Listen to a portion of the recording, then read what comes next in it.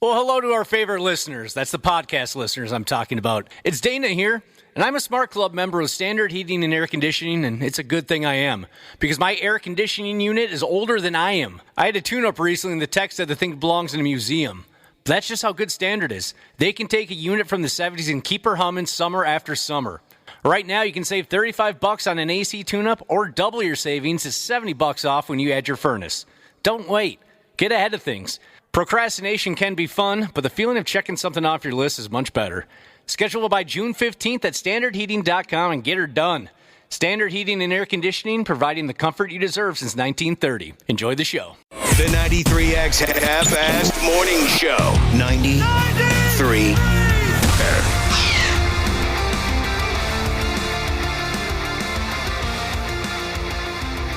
Oh, man. All right, here we are. The 93X Half-Assed Morning Show is officially checking in at 5:41. We have returned from a nice little Memorial Day vacation. We were living the life there for a short while. But that's all over now. Thank you for dialing us in this morning. Tell me what happened, Josh. It's been 4 or 5 days since we were side by side live on the radio. What'd they do to you this time? Go ahead. Well, there was some fun. There was fun. There was great disappointment. There was also quite the opposite of fun. Yeah. Great and then disappointment. there were some humbling moments. Jesus, really? Yeah. There was sounds some adventurous. times where I was slovenly and times where I was active. A little bit of everything. Wow. All right, well, a little bit of everything. Went to the Egan Big Rig Rally on Thursday night, which I was very excited about. Oh, yeah. How'd that go? Just wall-to-wall chicks? I got to see, there was some chicks there, as a matter of fact.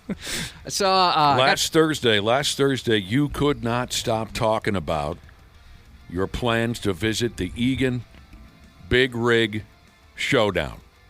yeah, and I want to say hello to met members of the Brother and Sisterhood out there. Very good crowd. Got to sit in the Bearcat, the police vehicle. That was awesome, and kind of hear all about it and kind of what they use it for, that kind of thing. Mm-hmm. Fire trucks. Plenty of fire trucks. Fire trucks? Which were awesome. Did you guys know that the big fire trucks, they kind of have a transformer mode where the cab tilts up to, I'm assuming, working on the engine or whatever. I'd never seen that before. Oh, that's sweet. I'm not sure if I've ever witnessed that myself. Yeah, it was awesome. The Like cab- it's doing an endo, Nick. Sure. Just like it's doing an endo. The cab will tilt forward so the boys and girls can access their something underneath.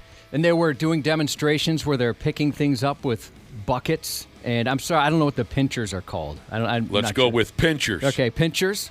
And I so badly wanted to be pinched and just thought, hey, lift me up. Because these guys were really talented, watching them kind of go through the motions and They stuff. might have just pried all the clothes right off of you. Yeah, that was cool. With the pinchers. Huge lawnmowers, street sweepers. It was a lot of fun. I love that kind of thing, and it was cool seeing a big crowd. And, watching how excited the kids were to sit in all this stuff. The kids and you. Yeah, I only sat in the Bearcat. There was lines for everything else. I'm happy. Yeah, you don't want to wait in line. But I had to get in the Bearcat. I'm happy that it all turned out for you because it was something you were just thrilled. The idea of attending this event had you just in a tizzy last week, so I'm glad you got around to it and had a good time. Tell me about the great disappointment. Tell me about the... Well, yeah, I'll tell you that in a second. Real quick, I went to a blood draw. I had to have my medication checked. I have to do that every once in a while just to make sure I'm on a good dose. You went to a bloodletting? Yeah, and I usually go just to the doctor's office, but they sent me to a different place that this is all they do.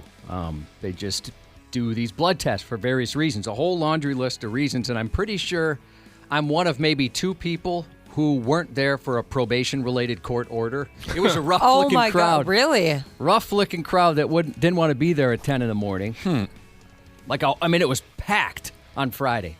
Absolutely. I thought maybe there'd be no one there. It's usually when you go to the doctor like 10 a.m. on a Friday, the little lab, there's nobody around. But So you think you were the only one there? There's me and maybe one other old lady. For your health. Yeah, I think so. Everybody else looked like they had to be there. They were there to give possible evidence of a crime. Yeah, a bunch of people that looked like they could wipe the floor with me real quick, which is not uncommon in any room, but in that particular room. A big rig show of bloodletting. Yeah, and the disappointment was I was supposed to join Ashley, my honorary nephew, and her husband for the State Fair kickoff. Right. That's something else we covered last week. Yep. And we were going to go on Sunday, but I didn't realize it could sell out, so I couldn't get a ticket.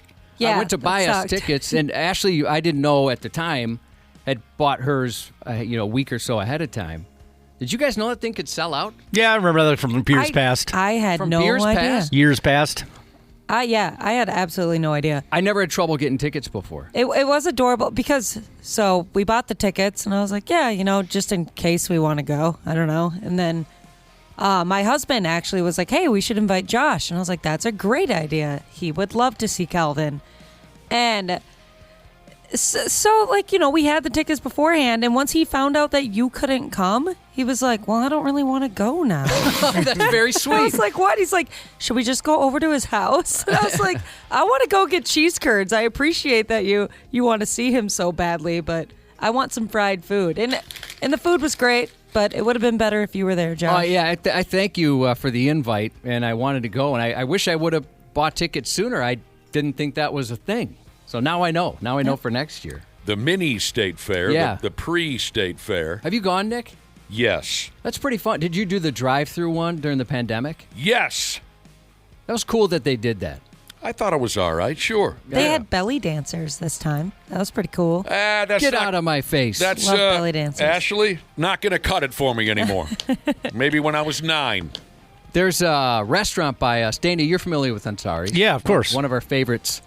They have belly dancers there on the weekends. Fun. Boy, you got it done then, didn't you, Cubby? Yeah, I mostly put together a rollout basketball hoop, so my body's killing me, which is very humbling. You've been wrestling basketball hoops since the ice thawed. Yeah, I had an issue with the starting it. And look, You're on your second basketball hoop. no, are it's you the not? same one. It's, Oh. it's just been giving me trouble like I've had to.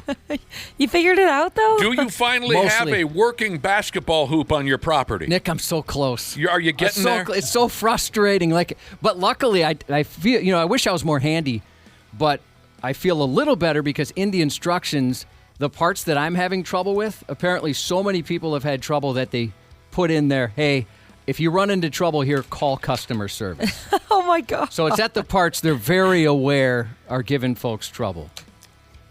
Well, that's a hell of a deal. I hope that this lack of a hoop on your property hasn't hurt your game. Well, it's been nice because no one can dunk on me. Oh. And I'm not looking forward to neighbor kids posterizing me, they call it there in the NBA. If there's no basketball hoop on your driveway, you can't get your ass kicked Yeah. regularly by the 7-year-olds. And made fun of by the 7-year-olds. I know you take a lot of hell from the kids in the neighborhood. I'd like to stop by sometime and put a lid on that. Yeah, you should.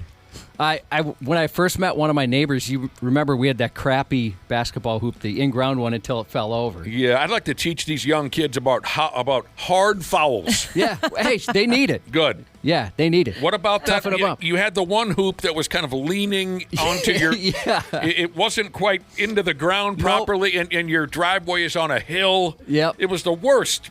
Oh, it's terrible. It looked Setting terrible. for- Pretty bad. It looked awful. But it was fun. We You had miss fun a on it. shot, you got to chase the basketball down the neighborhood. Oh, yeah, and the guy right next to us where that ball would go has a bunch of keep out signs, so it's kind of terrifying if the ball goes over that way. But I jokingly asked one of my neighbors, I was like, hey, feel free to dunk on that thing. And he did.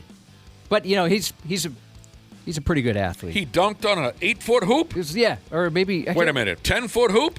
I don't think it's 10 feet. Yeah. I think it's like 8.5, something like What that. am I talking about? Yeah, the standard is 10 feet. Oh, my damn. So I'm hurting today. My legs. And, anybody that works for a living, I know you're calling me names, and I understand. Trust me. Mad respect. You're in positions you're not used to, lifting things, moving things. Oh, yeah. I put 6 hours into that thing on Oh, my God. what day? Sunday. It shouldn't take you 6 hours to put up a friggin' basketball hoop. No. Oh, I know. Oh, screw that. I would have quit after 20 minutes. Hire somebody. I regretted it. Everyone knows you got the money. Yeah, right. In there they said, hey, here's a number you could call to get hooked up with somebody to put it together. And I looked it up online. It was like a couple $100. We spent, I think, $300 on the hoop. So there's no way I could spend that to get it put together. You know what I got for you this morning, Josh? I got myself a little mystery. Oh, I like mysteries. Ooh. I like to talk about history. I like to talk about history, but in this case, it's a mystery. We're in the never-ending process of cleaning out our folks' place since the both of them passed here. You're still doing that? Well, I told you. I think I've told you. Well, number one, it's not like it's down the street. Yeah, true. It's a couple hours out of town. If my folks would have retired here in town, every spare minute, we'd be over there trying to get things done. And the fact that they lived and died 2 hours out of town, we get up there when we can. My siblings and I. That's cool that you're all doing it. Sometimes it's one We're person, trying. Yeah. We're trying. one offspring that does all the work. So, again, this past weekend was one where we had the time to go on up north and try and, we're getting there. We're getting to a situation where soon enough we will have some type of a sale. I don't know the proper terms, but we're going to have some type of a sale where jabronis in town can just walk into the house and buy whatever the hell they want to buy. It's called an estate sale. I'll go along with it. That sounds familiar. Thank you, Dana. Mm-hmm. We'll put a $1 sign on the couch, right? 50 cents for a bed. Whatever. You take whatever the hell you want. We're not looking to get rich off of this, so that's what we're going for. And then what isn't bought in that estate sale, we'll just sell it as is. So we're trying to throw away what needs to be thrown away and set aside what we think will sell. Blah, blah, blah, on and on until the day that we drop dead, my siblings and I.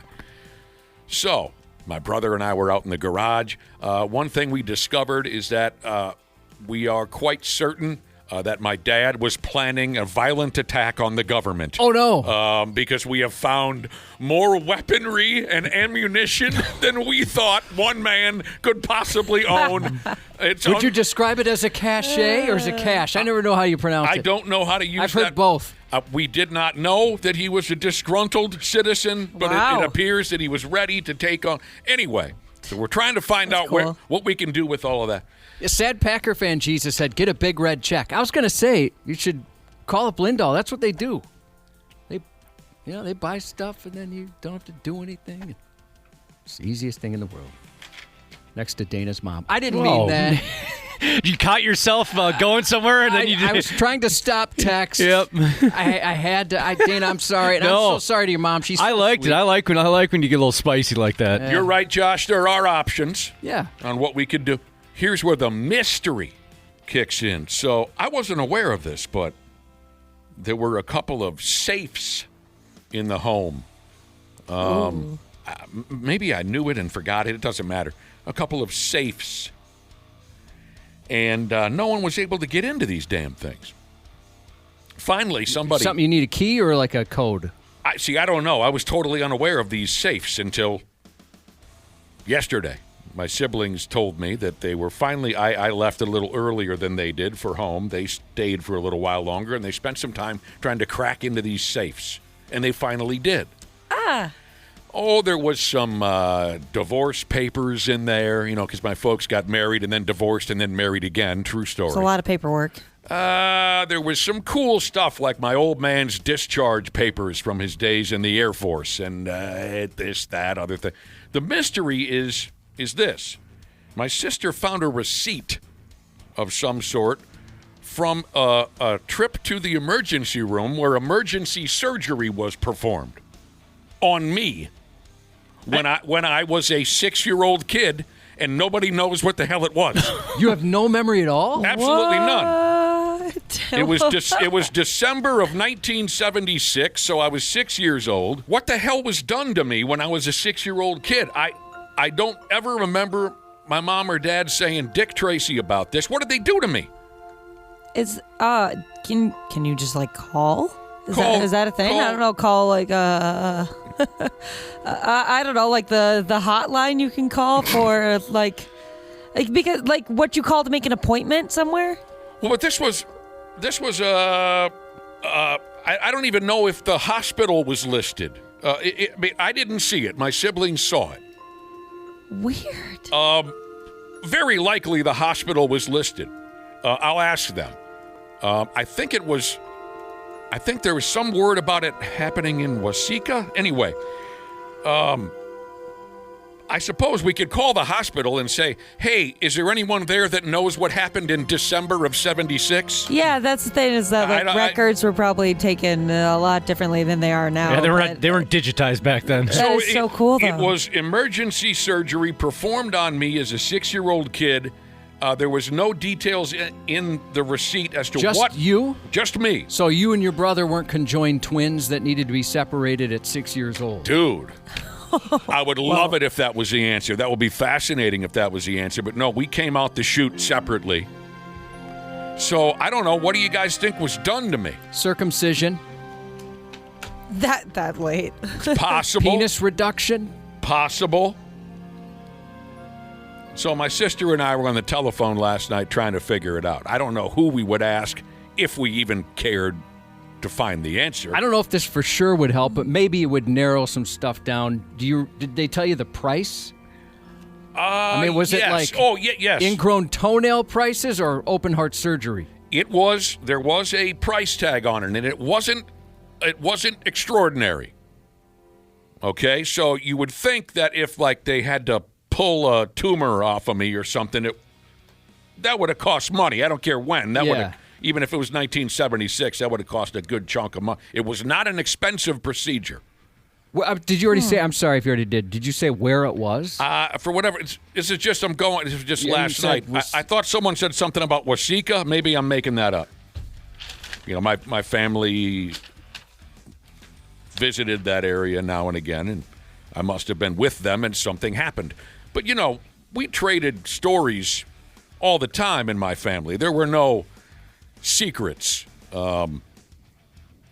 as far as I know.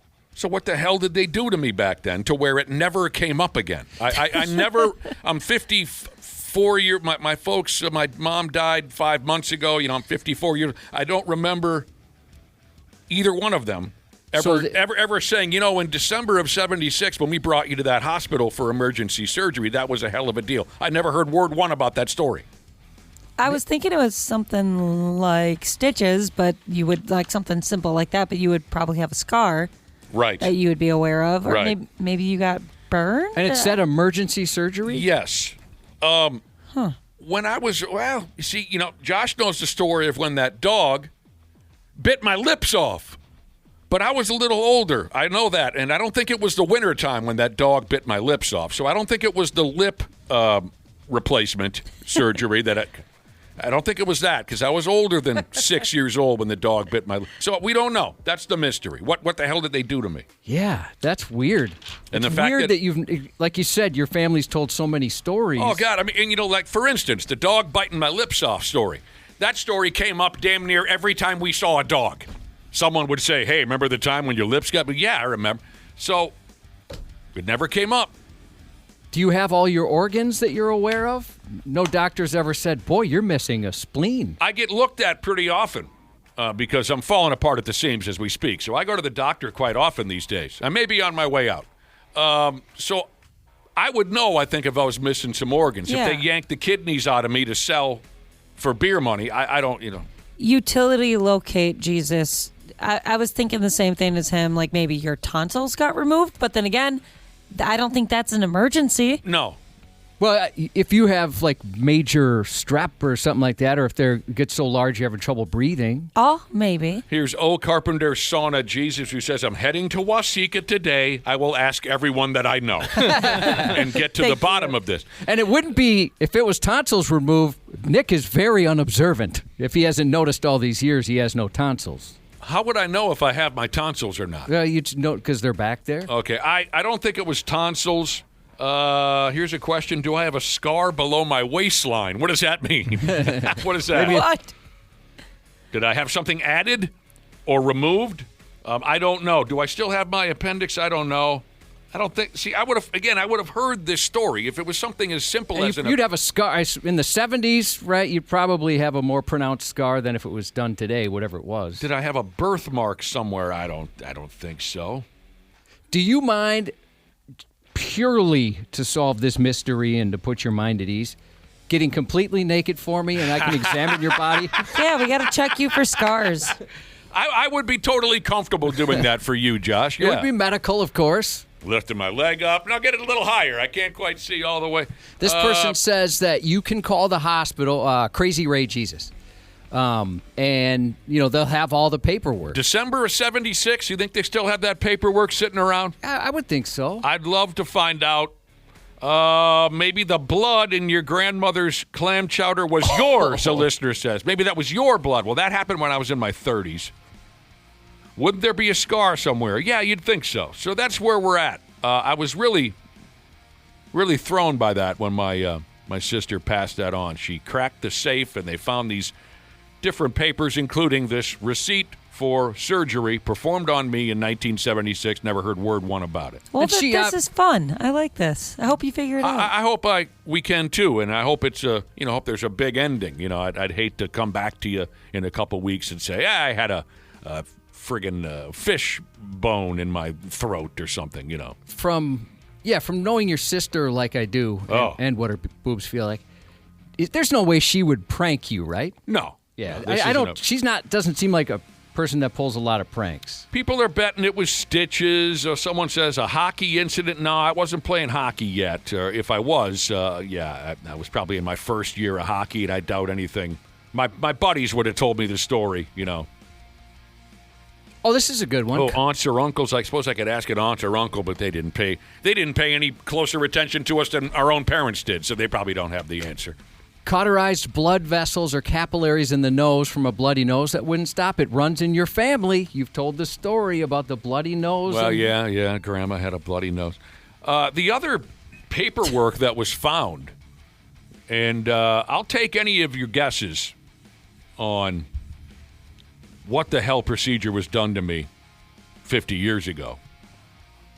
651-989-9393. A lot of you are making guesses, and it is helpful. I can run these different ideas past my family and see if it sparks any memory. But the other paperwork that was found, and again, I didn't see it, but I was told about it, was the write-up in the local paper when my dad was shot by his own brother. Oh, it made the paper. Yeah, it made the papers. Where was your dad living at the time? Saved that. Do you know? Lake Wilson, Minnesota. I would have framed it. Do you mind? How old were they? My dad was 9, so his brother was 16 or something like that. Huh. And it was. This is kind of mysterious too.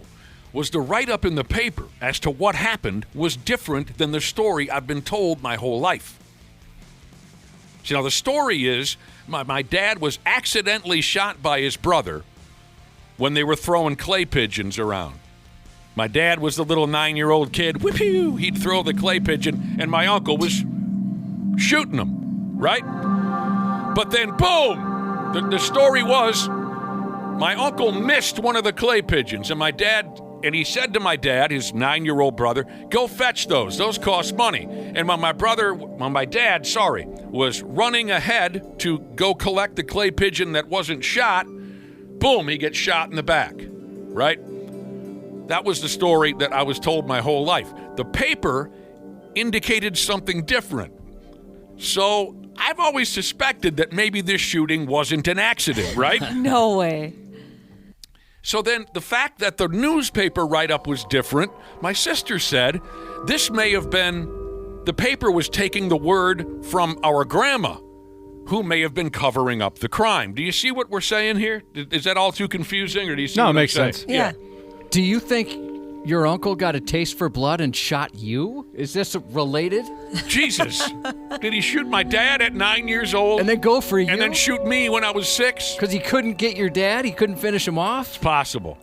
So I guess there's a couple mysteries. Why was the newspaper write-up on my dad being shot different than the story that we've been told our entire lives? Maybe people could text in 651-989-9393 if you go through a loved one's possessions after they die. If you found some weird stuff like that, or Dude, maybe some mysteries. I'd love to hear those stories. When my uncle passed away, he died of an overdose, unfortunately, and he had drugs and rolled up cash stuffed in books and all over his place.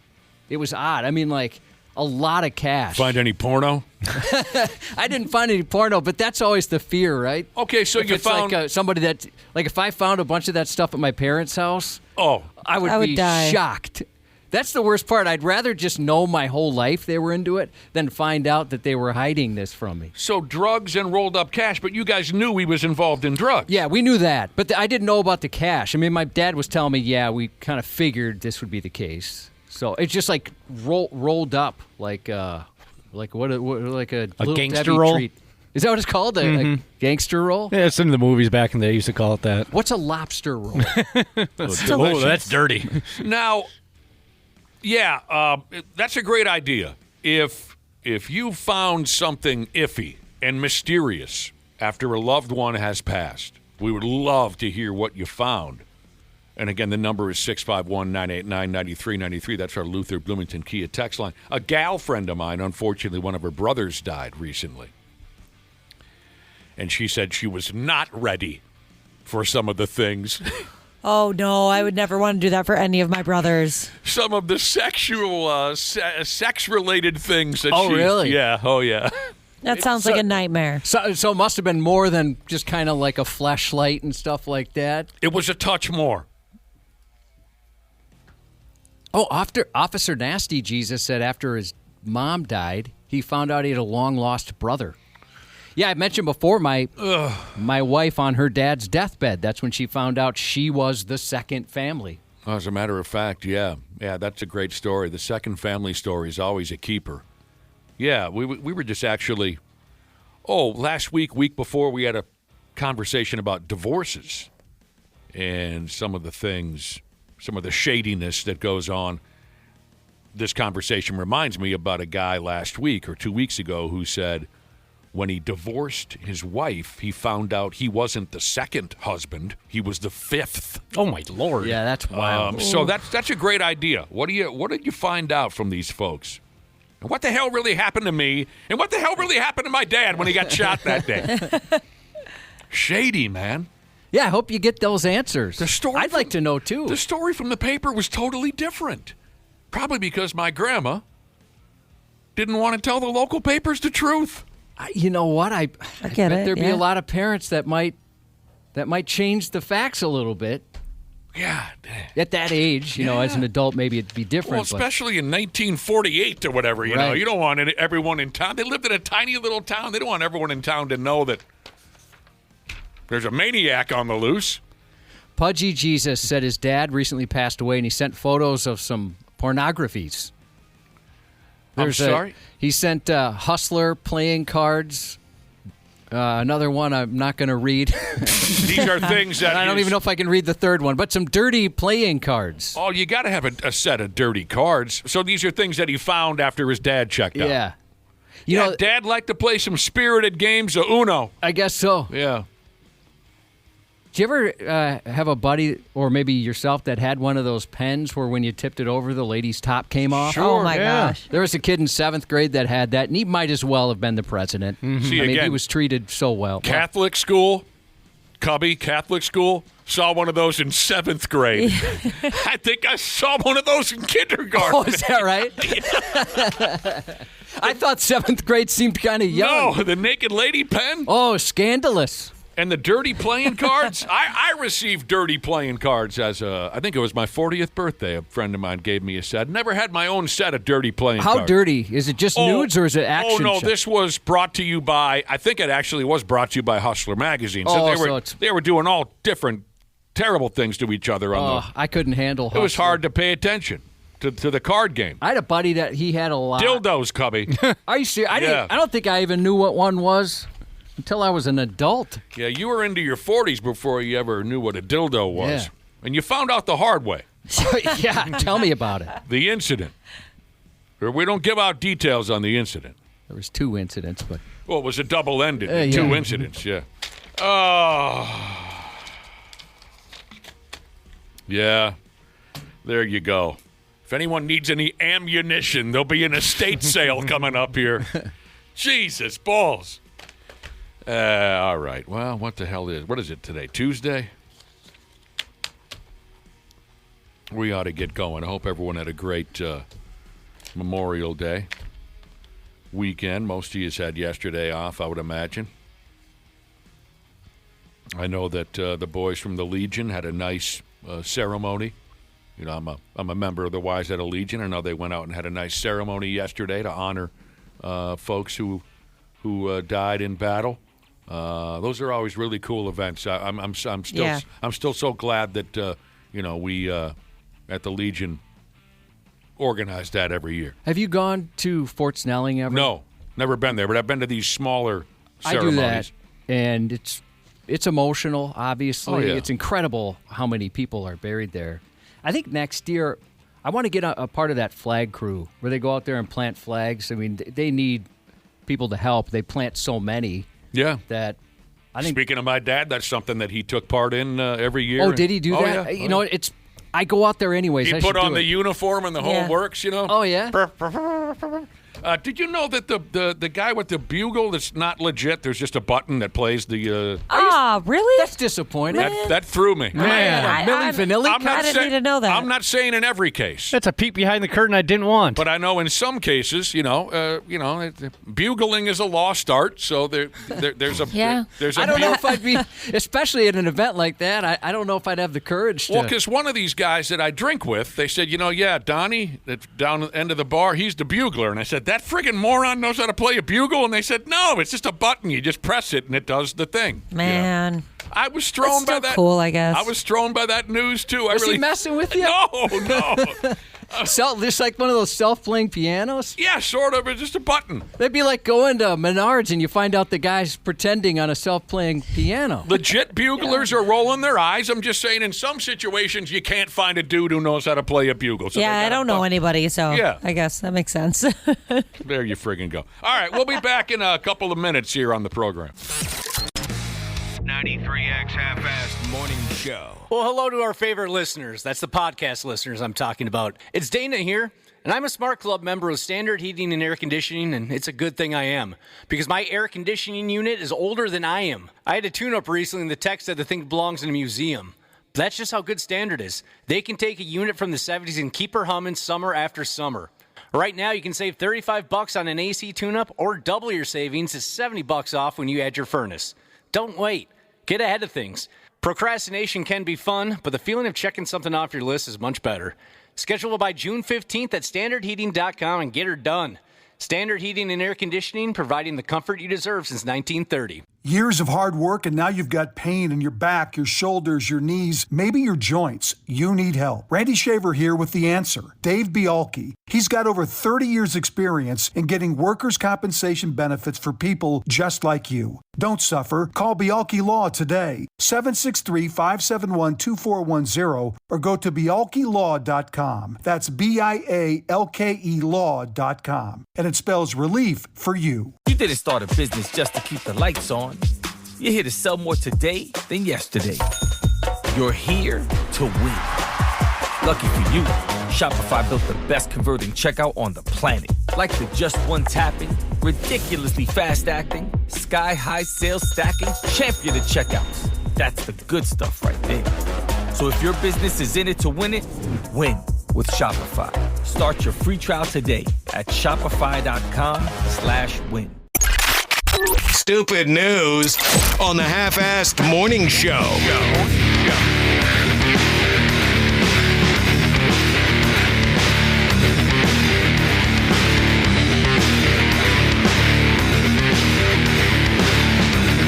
We got the stupid news.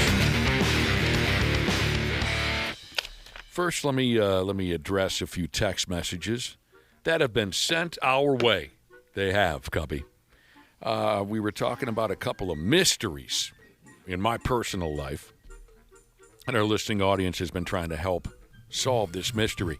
A few days ago, my siblings were going through some belongings, some of my parents' belongings. Both of my folks have checked smooth out now. And we're in the process of cleaning out their house and that whole schmear. A lot of you have been through it. My siblings were going through some paperwork that they found in a locked safe. And some of it was kind of, the kind of documents you'd expect to find in a safe, some financial this and that. And some other papers were just interesting. My dad's, what do they call it?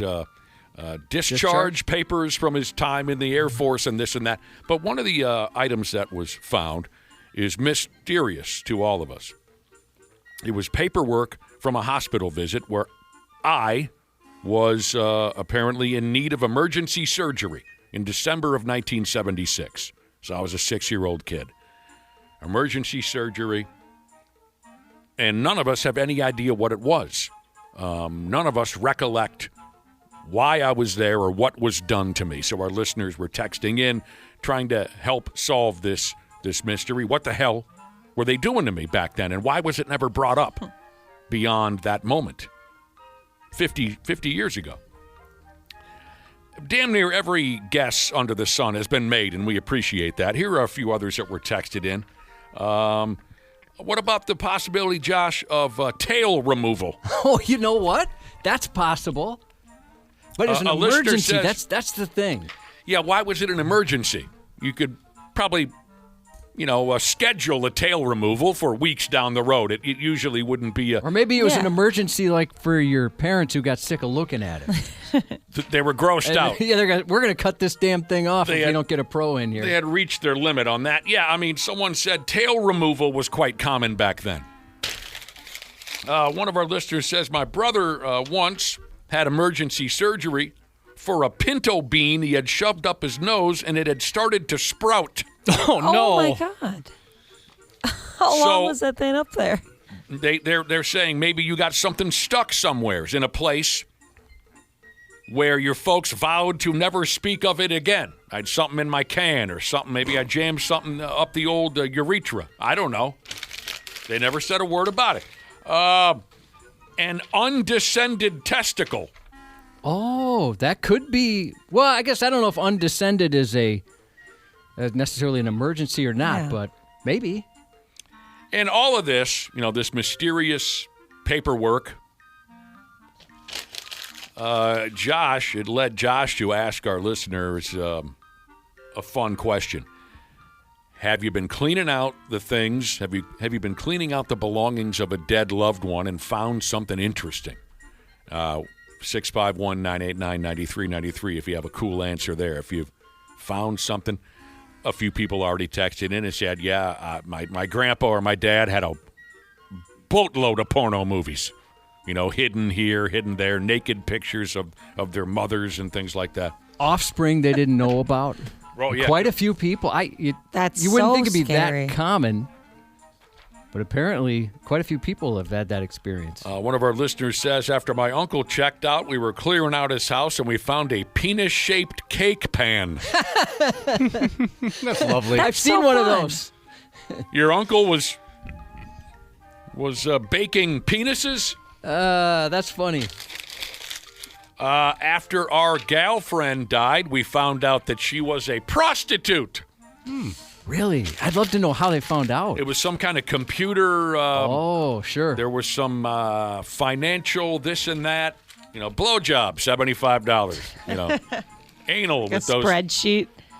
Japanese businessmen came some to town. spreading. $350, that kind of a thing. $75 for a blowjob. I thought they were cheaper than that. She must have been pretty good at it. She was good. Yeah. Oh, and listen to this. One more text. And we welcome, again, your guesses on what the hell was done to me in 1976. We welcome your guesses there. And any further stories on interesting items you found after a loved one passed away. Listen to this, Cubby. Here's a guy whose friend checked out. We found out that he had a storage unit that no one else knew about. Dude. Took us forever, but we finally found the key and opened that storage unit. Holy cow.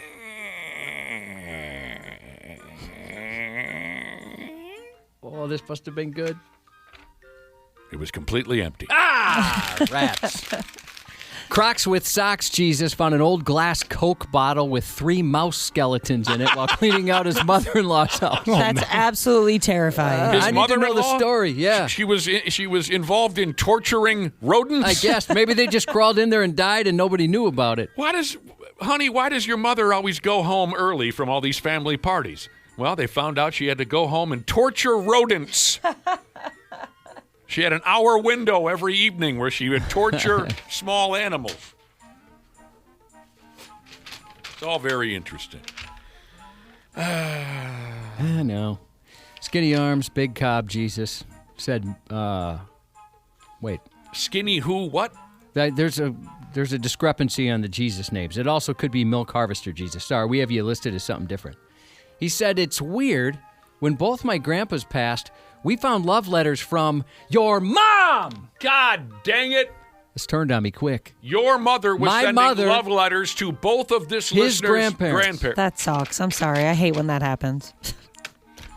All right, there you go. We'll dial into the stupid news like we always do around this time. Oh, what do I have here for you? For starters, a few days ago is how you say it, there was all different levels of nonsense to deal with down there in Louisiana.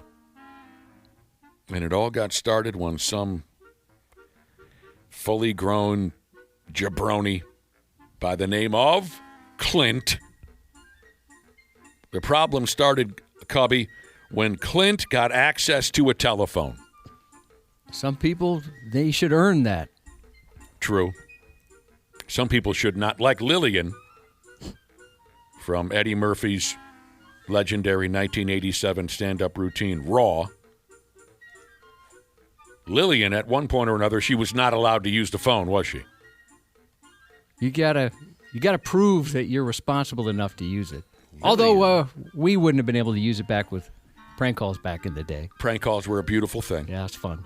I don't care if the mother effing house is burning down. Lillian was not allowed to use the phone. This Clint character, he got himself a telephone. I think old Clint has problems with reality because as soon as he got access to that telephone I was mentioning, he started telling stories. He's one of these guys that calls 911 over and over again. Oh, yeah. Yeah. Good. He's one of those guys. Oh, Christ, he called 911 over and over again. He told the cops that they ought to come running his way because there were zombies on the loose. Oh, boy. He said there were also ghosts all over the neighborhood and a UFO. Wow, that's a handful. You got to pick one. You think one, you might go, gosh, I wonder if he's on to something there. But 3, you realize, all right, he's full of crap. Yeah, are you saying this less getting is more? ridiculous. I think so in that case. Less is more in this Yeah. situation. He called 911. He said, "There's zombies over here," and then I'm also wrestling with some ghosts, and the UFOs have shown up. On top of all that noise, once the cops showed up at Clint's door, he tried to claim that he was a cop too. Oh, my God. Hello, fellow employees. What's up, colleagues? If you had to pick one, Nick, that existed, which one between the zombies, the ghosts, and the aliens? I think I'd be most afraid of the zombies. Oh, which one I'd be most afraid of? Oh, no, which one would you pick, like, if it existed? Probably ghosts. Which one I would guess. prefer to be Yeah, real? of the 3. Zombies scare me the most. I want nothing. They don't scare me much. I don't know. Maybe like seeing all the TV shows and movies kind of have made me like less afraid of them. Like they almost feel real already, you know? you think we're already existing in a world of zombies? Yeah. Do you notice them by them staring at their phones constantly? Yes, exactly. That's the key giveaway. I want nothing to do with zombies. I've seen all those same motion pictures, Ashley, and that looks like a dirty, disgusting, awful situation. Yeah. Some of them are scary fast. Ghosts are stupid. So I'm not afraid of ghosts. Bring the UFOs this way. Yeah, I want to see their ships and I stuff. want to see what they look like. I want to see what they have to say. And I want them to take us smooth out. I want to ask about the anal probes. Is that real or is this kind of a bad rap like Richard Gere got? Did somebody start that rumor to embarrass you guys? Good question. Josh, you were so excited to see all those big trucks and fire trucks and stuff in Egan on Thursday. Imagine how excited you would be if you got to tour a UFO. I'd be pumped. Yeah. If the admission was you need your anus probed, I'd probably avoid it. But then I'd give in later. 'Cause Yeah. I think, Yep. when am I going to have this opportunity again? So here's this guy, Clint. He calls the cops. He's going on and on about zombies, ghosts, and UFOs. When the cops get there, he says, I'm also a cop. So, Nothing to see here. thanks for stopping by. And you can't do all that. You can't be calling 911 just because you're nuts. So Clint has been brought up on charges of misusing an emergency telephone line. And you can't claim to be a cop when you ain't. So Clint is also going to have to see a judge over his impersonation of a law enforcement officer. Clint's not going to make it. That's my prediction. He ain't. He's not. I'd have to agree with that prediction. Yeah, he'll be in a facility, and maybe he should be. Yeah, I'd like the aliens to swing by. If they're friendly, how fascinating to sit down and have a beer with one of these peckerheads and find out what life is like on their planet, what they make of us. But if they're here just to wipe us smooth off the face of the planet, we have it coming. Maybe they have some technologies that would greatly benefit humanity. Like, can you imagine if they could cure cancer or something like that? That's me running. A zombie's not going to cure cancer. They start their own thing. They do. Yeah. Friggin' zombies. They'd make a few bucks on You're that right. on that cancer cure. They would make a few dollars. All right, these next two stories. I think we can all handle this. I think we've been through worse in our relationship as a radio program and the listeners of a radio program. I think we've dealt with worse. So I'm just going to do what I do. I'm going to go ahead anyway. But I ought to warn everyone, we're going to get into a conversation or two concerning wet, soft, cold adult stool. Ugh, why is it cold? It's been sitting there a while. Refrigerated. That's, yeah. I didn't say room temp. Again, I think we've been through worse, but I ought to just let you know this is going to get pretty bad. A fully grown adult woman is being accused of throwing her wet, soft, cold adult stool. She's accused of throwing a handful of that at her dad. They're calling it here a, quote, domestic dispute. That's what animals do. Yes. People don't do that. Right. I had a temper when I was a kid, but I've never been so mad where I just wanted to throw something, and if there's feces, go for it. Never had that. What was your worst meltdown as a child? I can remember mine. I was pretty young. I'll have to think about it for a second. I can remember mine. I would never be able to remember mine. Because I was maybe third or fourth grade when my mom kind of sat me down and said, you got to chill out. And it worked. That conversation worked. I would go nuclear. I wasn't the type to tear down the house. I grew up with a couple of buddies who, when they had their little temper meltdown, when they had their massive pant weddings, they would like tear the telephone off the wall and kick a hole in the wall. But I would just spin in a circle, completely out of control, and threaten to kill every member of my family.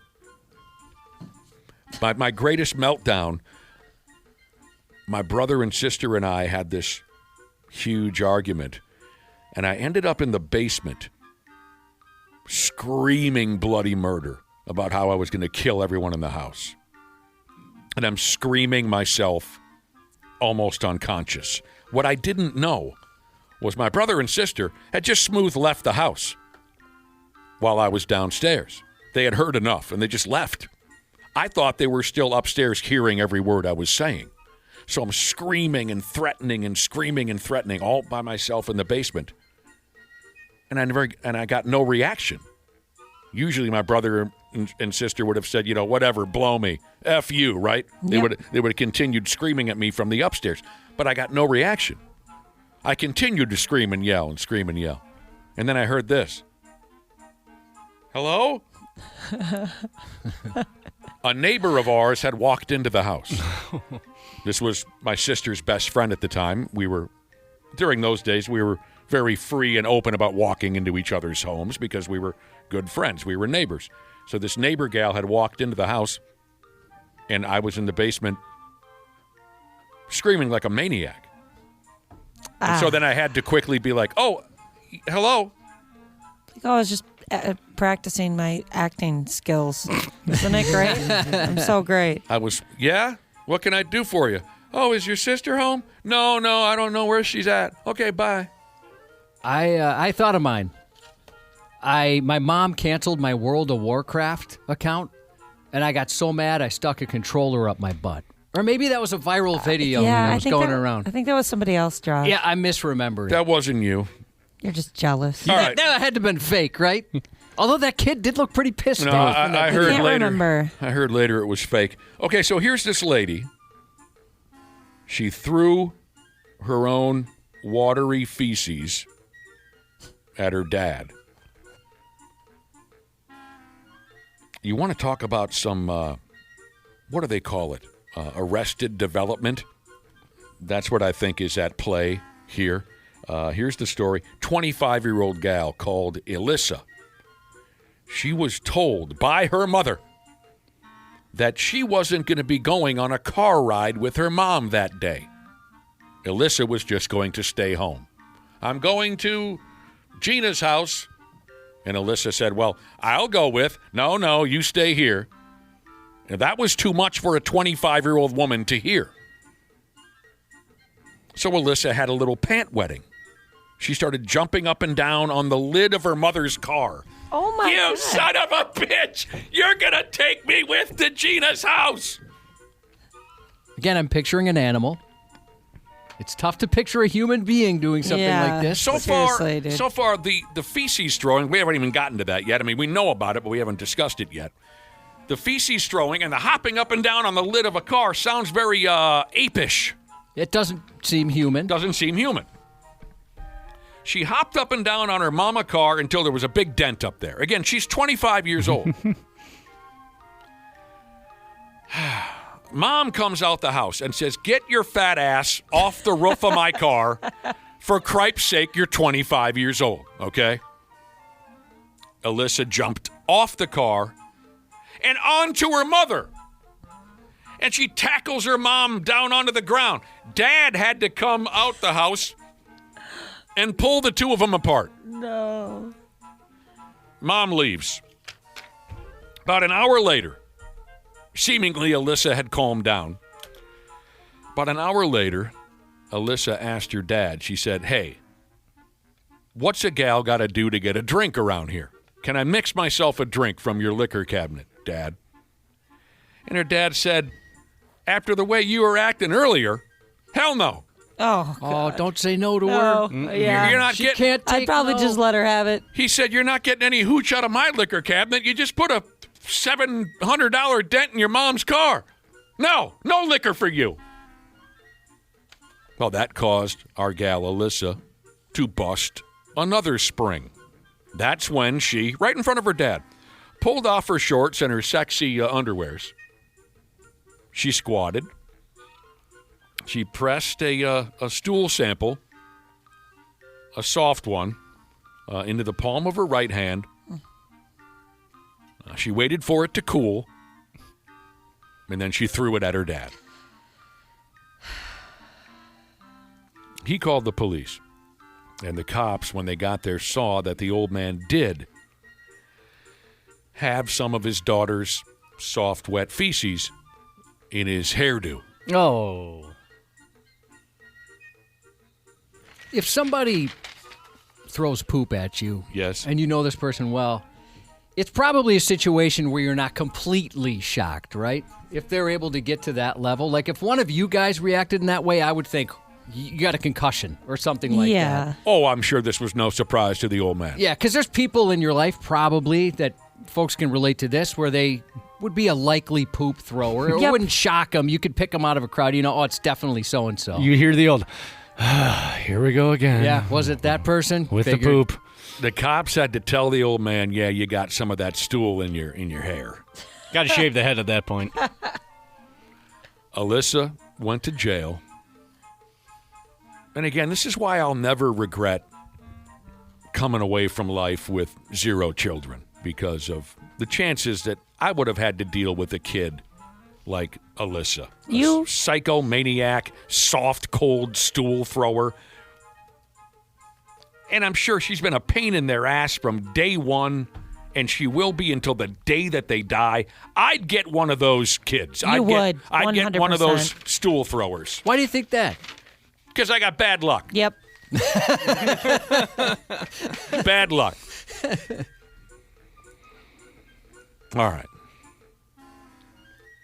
Until the day that they die, Josh. I know. All right, I said earlier, I think we've been through worse as a family. I guess you can tell me at this point if I'm wrong. This one is also going to get rough. And it is once again related to soft, wet human feces. So here we go. The cops in England or someplace silly like that, the cops are looking for a feller who pulled off a pretty rotten trick at a bar. The cops know the name of the guy that they're looking for. He goes by the name of Mark, and they know what he looks like. There are many witnesses who will never forget what Mark looks like after what he did. Mark's face is seared into their eyes for eternity. The cops just can't find him right now. He's hiding out. Mark is wanted for cutting loose with what they call here an indecent act. And here's Mark's story. He walked into the bar one night. Everyone who saw him said he was acting weird as hell right away. You could see it on his face. He was not all there. He asked if he could use the head. And the folks at the bar said, yeah, go ahead. Give her. He was in the men's room for about 4 or 5 minutes, they said. Mark had a dog with him, just for the record. Witnesses said that the dog had a look on its face as if it was saying, somebody please steal me. But anyways, so Mark goes into the John for a few minutes. Then he walks up to the bar and asks for a drink, but admitted he didn't have any money to pay for the drink. Then he claimed he had a bomb in his pocket. Nobody bought that. But the bar staff was so weirded out by Mark that they pretended the club was closing. They wanted to get him out of there as quickly as possible. Yeah, we're wrapping things up here, so you say you don't got any money for a drink. That's okay. We're closing up anyway. This guy gave them the creeps, so they put on this fake we're closing routine. He bought it. He left the joint. Walked right outside. Here's where lifetime core memories, Josh. A lot of people talk about that on social media. They have a lot of core memories. Yeah, I think I've heard that before. Yeah. Here's where lifetime core memories were made for everyone who was lucky enough to see it all turn out that night. Mark went outside the bar. And then he pulled his pants and his underwear aside. And he put his naked ass up against the exterior wall of the bar. And he pooed on the wall. Man. Wonderful. And witnesses said that Mark made a very distinct sound for everyone to hear when he was pressing it out. Now, after Mark on the wall, and people were still watching him, and he knew that they were watching. After he pooed on the wall, he removed a black bag from his pocket. Inside the black bag, No. there was a sandwich. Oh, I thought. Darn it. I'm sorry? I'm glad it was that. I thought it was going to be more. Like More sex feces. toy? Oh, more feces. He's adding to his collection. Yeah. I have some new stuff and some old stuff. Oh, God. Here we go. No, inside the black bag was a sandwich. Mark wiped his ass with the sandwich. He did. He used a sandwich to wipe his ass. That's never been done before in the history of man. I've never heard of that. It's never been done before. I bet the bread really soaks it up, though. Could be. Yeah. Depending on the bread. Stop. I like sandwiches. This is going to mess me up. 2026. We made it all the way to 20 and 26 before someone wiped their ass with a sandwich. It's a pretty good run. Who's going to be next? One gal at the bar that night, she said this. She said, I've never known anything so disgusting in all of my life. Oh, poor girl.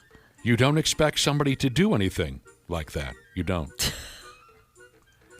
I feel so bad. Agreed. For her. Agreed. A therapist. So what brings you in today? Well, I wiped my butt on some rye. Made a turkey sandwich. Here's the good news. Some of you might be thinking that he would take a bite out of the sandwich. I was wondering if it would get that far. There's no report on that at all. All right. But he did. He wiped his dirty bottom.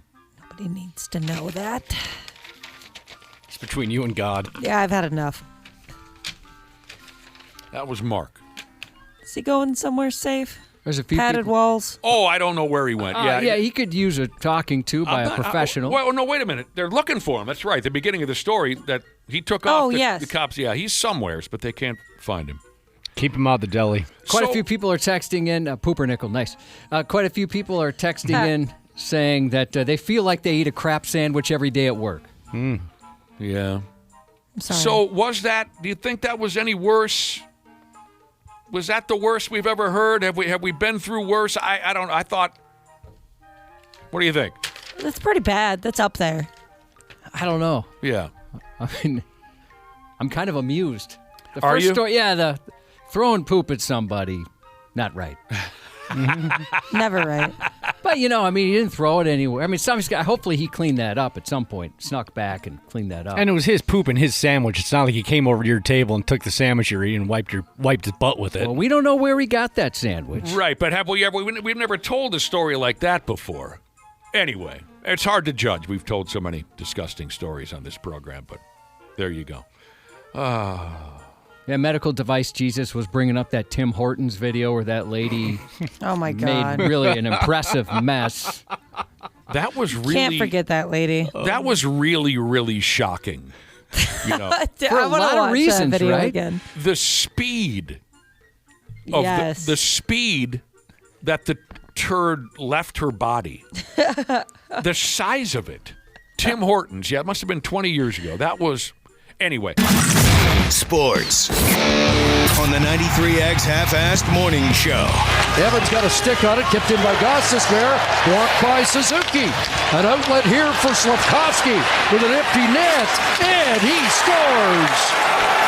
Uri Slavkovsky doubles down, 6-2, Montreal. Uri Slavkovsky. That's a name. That is a tough one. Another empty net goal there for you. Oh, is that what that was? Yeah. Ah, dang. Montreal Canadiens. Didn't They know. lost last night. Montreal got beaten overtime last night by North Carolina. So that series is 2-1 Hurricanes. Hurricanes, Cubby. Sorry about that tonight- empty net thing. We'll start Shaver with something to make up for that. It'll be another empty net goal. No. What do you think? I haven't caught on to this yet? I don't know what you got onto. Tonight, Las Vegas and Colorado. Who would have thought this would be on the verge of a sweep in Las Vegas's No effing kidding. favor? 8 o'clock tonight. The New York Knicks are moving on to the final. They've just been stomping everybody's guts out. Spurs Thunder Game 5 tonight. The Twins have done wonderful things here lately. Over the weekend, they swept the Boston Red Sox in Boston. That was just glorious. That's awesome. They lost yesterday in Game 1 of their 4-game series with the White Sox. Things have, I guess, cooled down a little bit for the Twins. And there was a no-hitter last night in Major League Baseball. We'll tell you all about this, all about it, up and down at 7:30 when Randy Shaver stops by. Josh's news report's coming up next. 93X Half-Assed Morning Show. Well, hello to our favorite listeners. That's the podcast listeners I'm talking about. It's Dana here, and I'm a Smart Club member of Standard Heating and Air Conditioning, and it's a good thing I am, because my air conditioning unit is older than I am. I had a tune-up recently, and the tech said the thing belongs in a museum. But that's just how good Standard is. They can take a unit from the 70s and keep her humming summer after summer. Right now, you can save $35 on an AC tune-up, or double your savings to $70 off when you add your furnace. Don't wait. Get ahead of things. Procrastination can be fun, but the feeling of checking something off your list is much better. Schedule it by June 15th at standardheating.com and get her done. Standard Heating and Air Conditioning, providing the comfort you deserve since 1930. Years of hard work, and now you've got pain in your back, your shoulders, your knees, maybe your joints. You need help. Randy Shaver here with the answer. Dave Bialke. He's got over 30 years experience in getting workers' compensation benefits for people just like you. Don't suffer. Call Bialke Law today. 763-571-2410 or go to bialkelaw.com. That's BIALKE law.com. And it spells relief for you. My name is Megan Klingenberg. I was a professional soccer player for over 10 years, and like most players, I gotta be honest, I have some baggage when it comes to referees. I wanted to know, who are these refs? What kind of person gives up their weekend to call fouls and hand out cards? Why do they do it? So this time on the U.S. Soccer Podcast, I'm going to referee camp. The U.S. Soccer Podcast presented by Henkel. Follow and listen on your favorite platform. Half-Assed Morning Show 93X. My wife, she's germophobic, so I had to most definitely clean it before she even stepped in anywhere in this house, period. A Michigan couple says their landlord stopped by their rental home while they were away last week to make some repairs, but he made love instead. Javon Crawford and his wife were at the hospital visiting a relative when alerts from their home security cameras started blowing up their phones. You got to remember those friggin' home security cameras if you're going to jack off in someone else's place. They're all over the place. Yeah. When they checked the footage, they saw their landlord completely naked, having a hump with a woman in their living room. Oh, he had a live human being. Yeah. And it was quite the scene. The mystery woman had her legs kicked straight up in the air, and she still had her tennis shoes on. Whoa. She just pointed the phone to me, and I seen him just doing what he was doing right here in our house. Was it live? It was live. Live footage. Oh, my God. Time-stamped and everything. According to Javon, he and his wife watched in disgust as the landlord made himself right at home. You ever keep your tennis shoes on, Josh? No, I never left shoes on that I remember. Huh. It's kind of fun. Leaving shoes on? Yeah. What makes it fun? I don't know. Just add something different. You get a little more traction. Oh, so if you're standing or something like that? Keep them on. I mean, I could try it. Keep them on. I don't think I could do some standing stuff anymore at my age. Yeah, you put a basketball hoop together this weekend. I'm going to be hurting all week. Mm-hmm. He redecorated a woman's intimate areas while he was supposed to be repairing their living areas. They claimed Did he wreck that thing or what? Yeah. Oh, it lasted an hour, Nick. Oh, that's unnecessary yet impressive. Doing way too much. Dang, man. At one point, after he made love, he made lunch. The landlord had the nerve to wander into their kitchen and made himself a lunch, all while in the nude. Well, see, that's where I'd get maybe more aggravated. Now you're eating my food.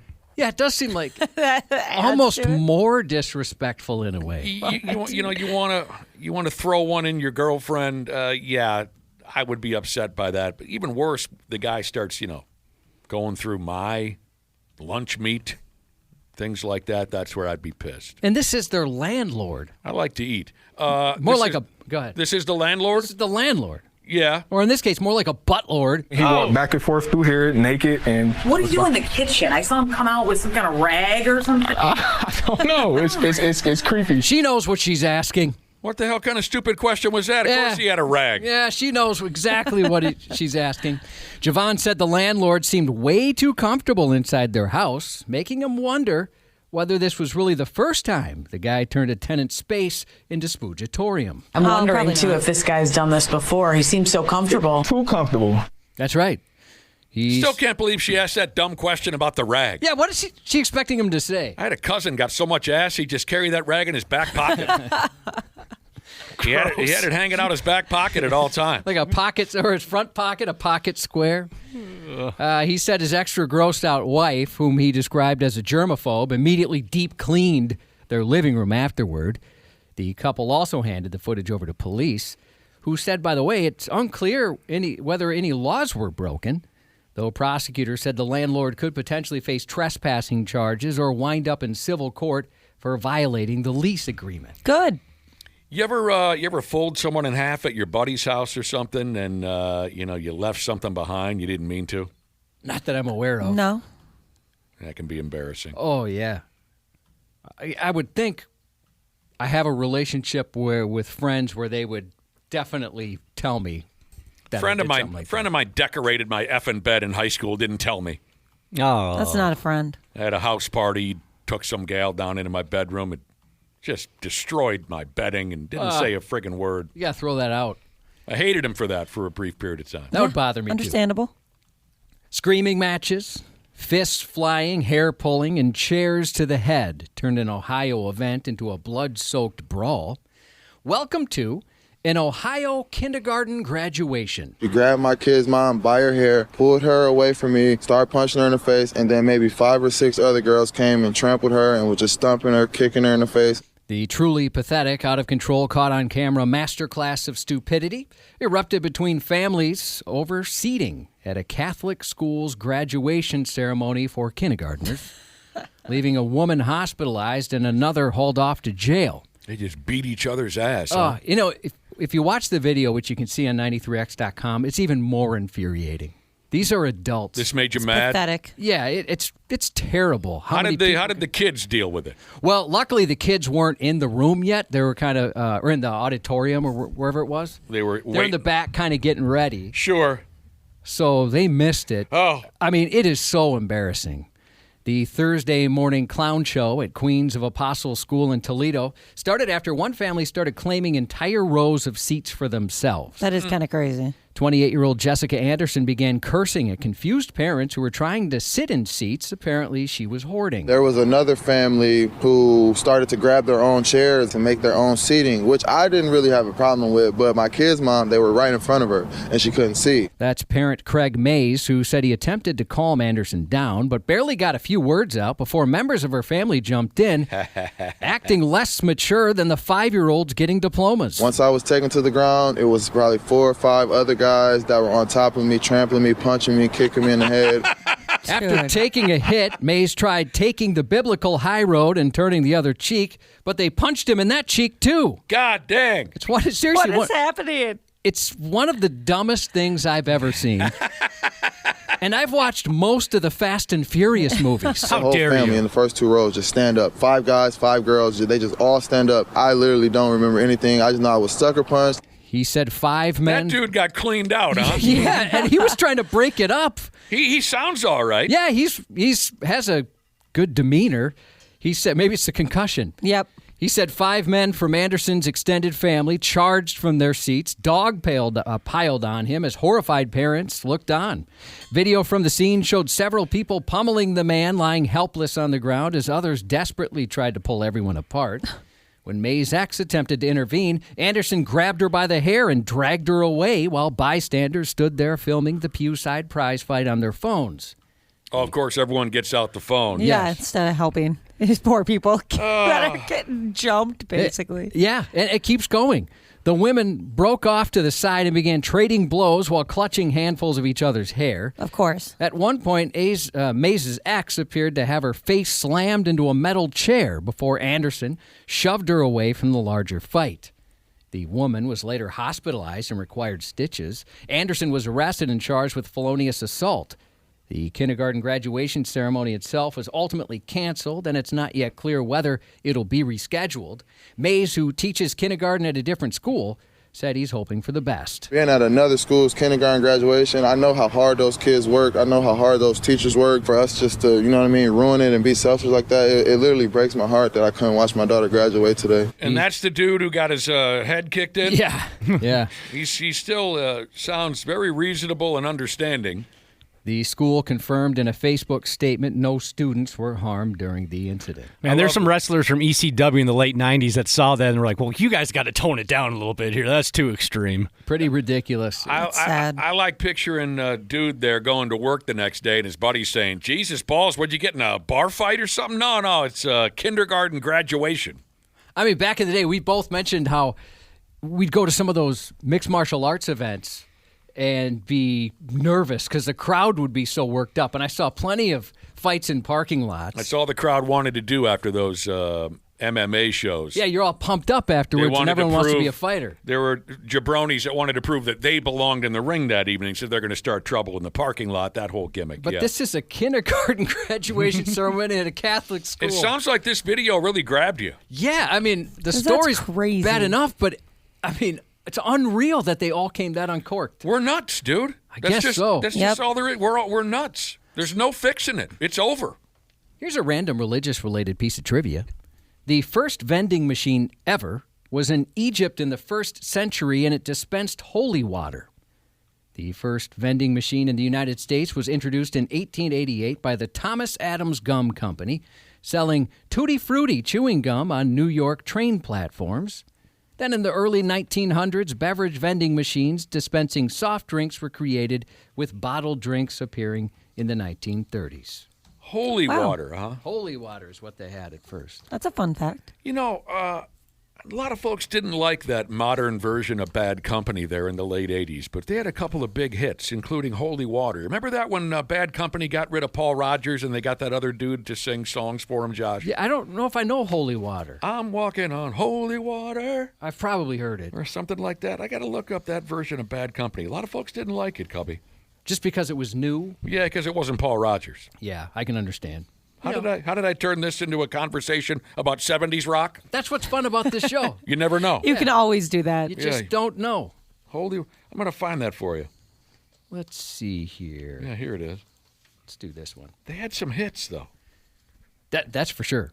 Dash camera footage released by the Bloomington... He's like, shut up. I'm trying to tell the story. Oh, no. I totally agree. Sorry, I was a little distracted. I'm trying to weed through these here to see what we have time to get to. Holy water, yeah. Dash camera footage released by the Bloomington Police Department shows a southeastern Minnesota police officer being arrested on suspicion of drunk driving while still wearing his badge and uniform and carrying his department-issued gun, a combination Bloomington Police Chief Booker Hodges called something he hopes to, quote, never see again. According to Hodges, officers were dispatched early Thursday morning after reports of a speeding vehicle tearing down Lindell Avenue before crashing in spectacular fashion. A witness told police the car was traveling about 70 miles an hour when it slammed into a curb in Boulder, then briefly went airborne. Police later found the battered vehicle sitting in a parking lot with both driver's side tires shredded. The driver, a 61-year-old part-time officer, wasn't injured and claimed he'd merely stopped to use the bathroom, despite the trail of destruction and flattened tires suggesting the evening had more to do with brewski than potty. Dash camera footage shows the officer stumbling toward the hood of a squad car and needing help from the arresting officer just to stay upright. During field sobriety testing, he struggled to maintain his balance and nearly toppled over multiple times. Things became even more concerning when the officer appeared confused about where he actually was, at one point suggesting he may have been in Rochester instead of Bloomington. What?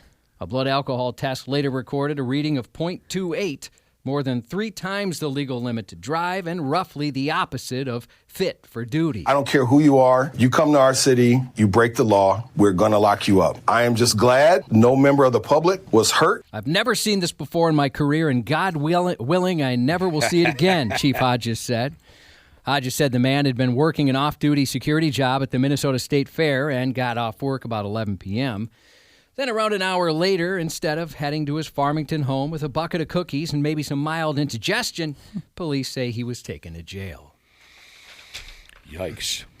Yeah, it sure looked like he had a couple too many. Josh. That is faux show. There's no smoke without a fire. Oh, yeah, I've heard that song. If you needed somebody. I've heard that. And then there was Holy Water in there. The big hits. Yeah, definitely heard that one. That was beautiful. A Wisconsin... Wait, you should hear the real version. Yeah. I would love to. I'll get to this one tomorrow. Yeah. Get to some birthdays. Co-creator of South Park, Matt Stone, turns 55 today. He's a very funny man. Lenny Kravitz, 62. Oh, God. Oh, he's also a very funny man. You don't like Lenny Kravitz? His songs are kind of funny, yeah. Have you seen him with the shirt on? I take that back. Have you seen him with the shirt on? That's probably I'm less sorry. likely. I just never was a huge fan. What about his shirt? The guy doesn't wear shirts. I see why if I was built like that at 62. Is he cut? Oh, yeah. Yeah, absolutely. Bobcat Goldthwait, 64. Happy birthday to the coolest name I've heard all day, Nash, turning 37 today. I like that name. Sure appreciate you and your wife listening to this garbage this morning. And that's 93X News. Randy Shaver and Brad Ryder on the Half-Ass Morning Show. Barbashev on it. He'll get it out. Eichel got tripped. Barbashev empty net. It scores. And it's 3-1 Vegas. Empty net goal. Hello, Randy Shaver. Hello. Well, how was your Memorial Day weekend? Did you get the grill going or go out on the lake or hang out on Tinder or anything like that? How was your... all of the above. You did all of those things? Marvelous, yes. Are you sunburned? I'm not, no.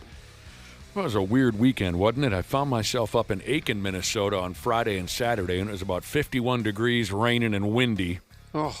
Then I bring my carcass back here to the cities. What'd we get up to yesterday? 88 degrees? It's pretty warm. Yeah, it was beautiful. Son of a bitch. Is Brad Ryder there? I am. Good morning. Brad.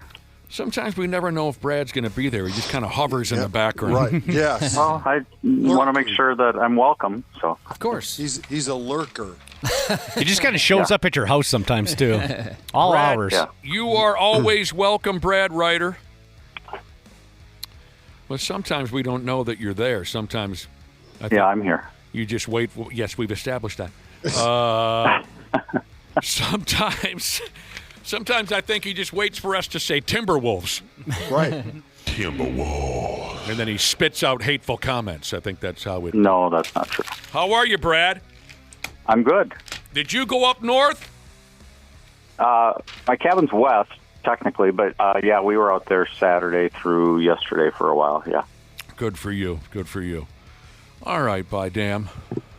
We got plenty to cover, some good, some bad. We started off with, of course, an empty net goal from that Vegas series. Who the hell would have thought that this would be a thing, but it is. Yeah. Tonight, with a win, the Las Vegas Golden Knights can sweep the Colorado Avalanche and move on to the Stanley Cup F me running sideways finals. That's amazing. 8 o'clock tonight in Nevada. I don't have it in front of me, but I think I have this correct. The last time an NHL club came back from down 3-0 to none, was it 1975? Did something happen recently that I'm forgetting? But I want to say the answer always was in 75, the Penguins overcame the Islanders or something. Unless I'm missing something. But I thought it's happened since then, but I haven't looked it up. Has it? Did I miss something? But my God, I mean, I didn't really even consider the Las Vegas. What the hell do they call their club again? The Golden Showers. The Golden Showers. I didn't even really consider them going into the playoff. All the talk was about Colorado, Minnesota. Who am I missing? Colorado, Minnesota, and Dallas. Yeah. But friggin' John Tortorella, Jesus criminy, he's going to get all the the credit for this. But they got a veteran club. A lot of those guys were on that team that won it a few years ago. Exactly. You can't disregard a club with experience. I guess that's all I can really say, because unfortunately I haven't been able to see Dick from this series. Certain social plans and this and that. I haven't seen a minute of this series yet. 4 teams have come back from 3-0 in the Stanley Cup playoffs. Most recently happened in 2014 when the Kings came back from 3 games down against the Sharks in the first round. Holy balls, what year? 2014. 2014. Huh. Then happened again in 2010, and then 1975, the Islanders, Penguins won, you referenced, and then 1942, it happened as well. Oh, so that's... Oh, yeah, I remember that. Randy was there. Randy was in high school then. That 75 series was stuck in my head. No way I could have told you about those 2 other clubs that you mentioned in 2014 and 2010, you said? No way I could. Philadelphia rallied from 3 back against Boston in the conference semis. Well, obviously you had a feeling. You had a feeling about it because you said you weren't quite sure. So there you friggin' go. Yeah, it's surprising. McCarr, his injuries seemed to really affect the Avalanche. Yeah. And they say McKinnon is only on about 60% gas right now, too. So the North Carolina Hurricanes have themselves a 2-1 series lead over the Montreal Canadiens in the NHL's Eastern Conference Finals. The Canes won her in overtime last night. Yeah. I watched a good chunk of that one. Pretty good hockey game. That one feels like it's going to go 7. Yeah, pretty even matchup there, it seems to me. Yeah. Did you hear about this Hurricanes player? Now, if you think that maybe, the Canadians not as great as hockey, they're not as great at hockey as they used to be. That's the kind of antagonizing line I like to go along with ever since we beat them in the Olympics, right? The United States beat them in the Olympics. Mm-hmm. So I like to say that Canadians aren't that great at hockey anymore.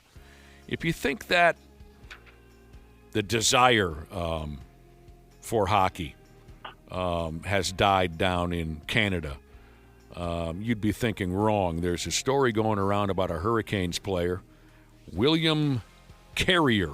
He's a 10-year veteran. I can't say I have ever heard the name before. He's a forward for the Hurricanes. He married a Quebec gal, French-Canadian gal. He says his own wife is rooting against his team in this friggin' series. She grew up a Canadiens fan, and he says his wife is refusing to root for him and his club during this series. His wife's name is Caroline, and she wants him to lose. That's how passionate. She's even more passionate about the Montreal Canadiens than she is her own damn husband.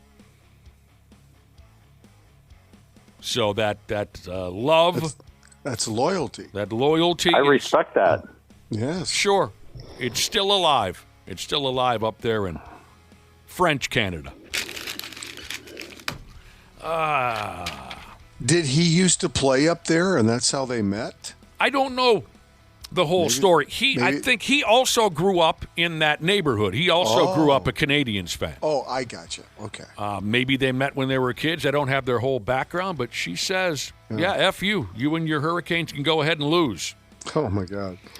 The New York Knickerbockers are going to play for a world title. Yes, they are.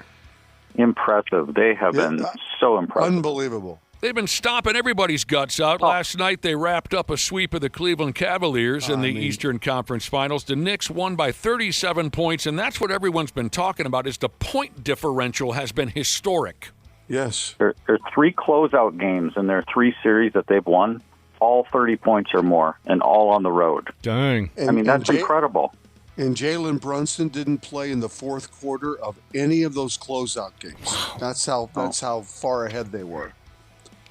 I mean, they embarrassed the Cavaliers. Just absolutely embarrassed them. Yeah, they did. So it's their first NBA final, the Knicks, since 1999, where they lost to San Antonio.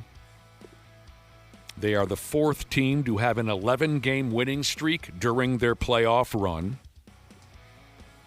I think you guys just mentioned this. All but one of their wins have been by double digits. The average margin of victory in a Knicks playoff game this year has been 23 points. Wow. That's just stomping everybody's guts out. That's amazing. And then walking. And they're just so. And you're probably going to talk about this. Sorry if I jumped the gun here, but they're starting 5. Every one of their starting 5 always scores in double figures. I mean, it happened last night. It happened in Game 3. It happened in Game 2. They're so balanced. And all their guys are two-way players, too. And what I mean, and the offensive and defensive players are all just really clicking at the same time. It's really impressive to watch. If you like team basketball, and we've talked about this with other teams before, but if you like watching team basketball and sharing the ball and not caring who scores and everybody getting back on defense and digging, I mean, this has been fun to watch. Pretty cool. Last night, Josh Hart only scored 6, but your point is made that their starting five has been consistently scoring in double figures. The thing about Josh Hart is he doesn't have to score points for them. He does all the dirty work. He had 11 rebounds, 6 assists. He had a couple of steals. That's a regular night for Josh Hart. But then in game 2, he went out and scored 26 because they left him open. Yeah. And I thought it was pretty cool last night when they were presented the Eastern Conference trophy, what they call the Bob Cousy Trophy. It was presented to the Knicks by Walt Clyde Frazier, who was an all-time great for the Knicks, and Patrick Ewing. Jalen Brunson was named the MVP of the series. He averaged over 25 points a game. And must be tough for a Knick fan to accept 2 awards that are both named after Boston Celtic players. What was the other trophy? Larry Bird Trophy for the MVP. Oh, I forgot that they gave. It was 2 or 3 years ago they decided to hang names on all these trophies, and I forget who's who. Okay, so the MVP is the Larry Bird Trophy. Yeah. I think they'll take it. They don't give a rat's ass what it's called, Randy. I know. Yeah. Now, Lakers might object, but yeah. The Lakers might have more of a problem with it? Yeah, maybe. Well, if it was for the Western Conference, but yeah. So someone already texted in, Naughty Insurance Agent Jesus texted in and said, every team that signs James Harden loses. Yeah, he is a loser, and I enjoy watching him lose. But this, you're going to love this. After the game, James Harden, playing for the Cavaliers, swept in that series. He had 12 points last night, but was 2 for 8 from the field. He said this with a straight face. I think we're the better team. Oh, God. But we just didn't show it. That's James Harden. It's almost as embarrassing as their head coach, Kenny Atkinson, after Game 3. I don't know if you saw this or not, but after Game 3, he tried to claim that they won 2 of the 3 games from an analytical standpoint. Right. Yeah, I'm like, really? Are you that delusional? I don't know why he even opened his mouth on that one. Yeah, that was dumb. You got a lot of crap over there. Analytically speaking, he said, we were winning the series, analytically speaking.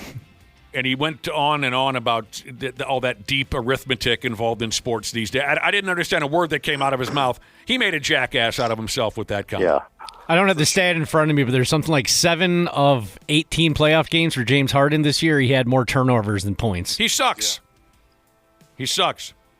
It's a damn shame. But I do enjoy watching him fail. I remember a number of years ago, and James Harden has played for so many friggin' clubs at this point because, he does a little bit of this and that, and then teams say, this ain't working, and they move him somewhere. I think this may be when he was playing for Houston, and they were struggling at the time, and a reporter asked him something about their team's system. How does this particular style of play work into your system, or would your system be better fitted for this style of play? A reporter asking just generic questions to James Harden, and he says, I don't understand. And the reporter says, well, what do you mean you don't understand? I'm asking you simple questions. And James Harden says, I am the system. Oh, God. The system is me.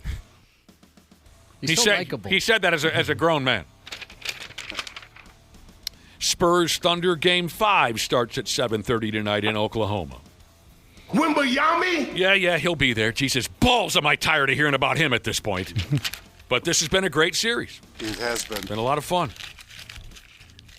I think it was a foregone conclusion a little bit before maybe the playoffs started that the winner of the West was probably the favorite to win the NBA championship. Well, not anymore. Not anymore. I don't think so. What's that? What was the statement just made? I didn't follow. I said I think before the start of the playoffs, people looked at the Western Conference, those 2 teams, and figured that the NBA champion might come out of there. And I just said no more. People aren't thinking that anymore. Oh, I'm still thinking that. Got to be a favorite. Really? Okay. Oh yeah. Yeah. I don't think. I'll take that bet. I don't think they're a slam dunk favorite. We'll make a bet. That's fine. I think the Knicks are in for a tougher series for sure than what they've had, but I think they're rolling so well right now that it's going to be hard to beat them, no matter who it is. Yeah, it will be. And I'd prefer to see the New York Knicks win over either of these clubs playing in the Western Conference Final right now. But when the time comes, we'll make a bet. Josh is a big boobs guy. Everyone knows that. Josh loves Jeez Louise. Yes. loves big, giant, oversized boobs. He said that the first time we met. Yeah. Well, I like to get it out there. Just yeah. go in the parking lot, check out all the bumper stickers he's got in the back of that truck. Just so you know what kind of guy I am. Who you might be working with, Randy. Actually, Brad Ryder, on second thought, I don't want to make that bet with you because that would force me to cheer for Oklahoma City or San Antonio in the NBA Finals. So I don't want to. Josh loves huge, oversized cans. So have you been enjoying the Spurs Thunder series, specifically the games played in San Antonio with those two girls who purposefully, how do you say it, intentionally put themselves behind the bench? They're so troopers. Their big, fat cans can be seen on. It's getting a lot of attention, that's for sure. A lot of articles being written about these gals, and people can't wait for the series to go back to Texas. Because these gals who are both, how do I say it, Josh, internet people? Influencers, content creators. They're gifted. They're promoting their OnlyFans account. They got these great seats right behind the Spurs bench. So every time they show the 17-year-old head coach of the Spurs, you can see their low-cut tops. Let's see, who are they? One of them goes by the name of Blueberry 3, only you don't spell it like you normally would spell blueberry. I'll let you do the work on that. The other one is Julie J. Swan. They're TikTok OnlyFans, naked ladies. There they are. Randy Shaver, have you visited their website since they made their debut? I have not, but I have seen a couple of screenshots. Yeah, I bet you have. Yes, sir. Yeah. Yeah, they got some good tickets for those ball games. Well, I'm sure that they planned it that way. Well, yeah. Great promotion. That's They're exactly what they want. That's what we're talking about here. Yeah. My brother, who normally doesn't make any mention of this kind of thing, he's a very straight-laced, clean-cut guy, my brother, right, Josh? Well, yeah, I would say that in a way. We were watching the game the other night. They had those big 4 boobs right behind the bench, and I was just saying to myself, I wonder how long it's going to be before my brother, sure as hell, Jesus, look at the jugs behind the coach over there. He doesn't normally come off like that. All right, so we got the basketball and the hockey. What a hell of a deal. On a serious note here, last Thursday, we were done with our work week. We didn't broadcast last Friday. We had a little vacation. Yeah. So we missed out on talking about this horrible, horrible story about the passing of Kyle Busch. Amazing. Only 41 years old. The guy ups and dies after severe pneumonia led to sepsis, is what I understand. And he had been driving recently. You know, everyone knew he wasn't feeling well, but he had been driving in a couple different series. What a friggin' tragedy this is. Yeah. Got a young kid or two at home. Shocking. Man. You would think there would be somebody in his circle that said, "Look, dude, you're really sick. We need to take a break." Because I think he died while working, right? He was in a simulator. Well, he died at the hospital, right? But he was in a simulator. But he was working. Yeah, but he got worse when he was in the simulator. Right. Yeah. It caused him to pass out. You know, I think he was, from what I understand, he was. There's a word that I'm missing that they use a lot in these situations. He was responsive. That's the word. When being taken to the hospital, and he died there. But yeah, he had a bad cold. So back on May 10th, he raced at Watkins Glen. He had a bad cold. Raced in the truck series. A week later, or a handful of days later, he was preparing to race at the Coca-Cola 600 in Charlotte. He was in that racing simulator. And he became unresponsive for a while, but like I said, he was in and out. I think he was talking on and off. But sepsis got him. Just horrible. he and Kurt Busch, they added a lot. Other than being wildly talented drivers, they added so much to that sport because they were kind of the heels. They really were. Every NASCAR, I'm not trying to speak ill of the dead, every NASCAR fan knows that Kyle and Kurt Busch kind of became the heels. And didn't they kind of embrace that They role? did, and the fans embraced it too. It was a very, very fun kind of a give and take, like a heel in professional wrestling, where they added to the experience because of their skills and their personalities. Way too young to go. So, he won 234 races across the top 3 series in his 20 years as a driver. That's more than any driver in history. These guys Kurt and Kyle were good. And I found it really interesting, too, that, oh, God help us, I had it and I lost it. The team that he raced for, Richard, can anybody help me? Louise. It's in here somewhere. Let me see if I can find it again. Richard Childress. There you go. They have set aside Kyle's car number 8. And they say no one's going to drive that car number. I thought this was just a beautiful thing.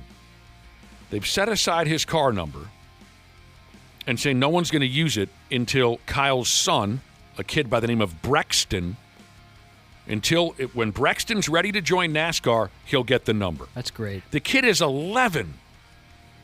He started driving when he was 5 and has already won more than 100 different driving competitions. So it's almost a given that this kid will be a professional driver, and they're saving that number for him. I thought that was really cool. It's got to be just effing heartbreaking for his family and friends. Oh, it's awful. To lose him at 41 damn years old. One of my oldest buddies lives up in Brainerd now, drinks and smokes all day. He doesn't do dick, this buddy of mine. But he's the biggest NASCAR fan I've ever known.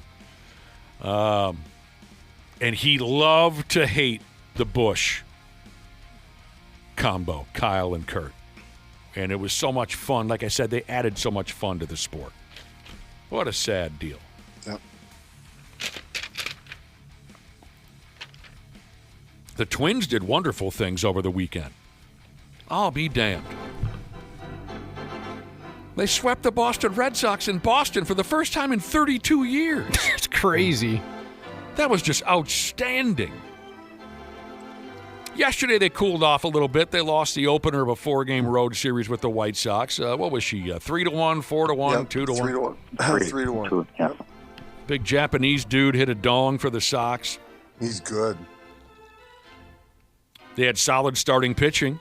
Yeah. The White Sox kid named Anthony Kay. And Zebby was good too, though. Yeah.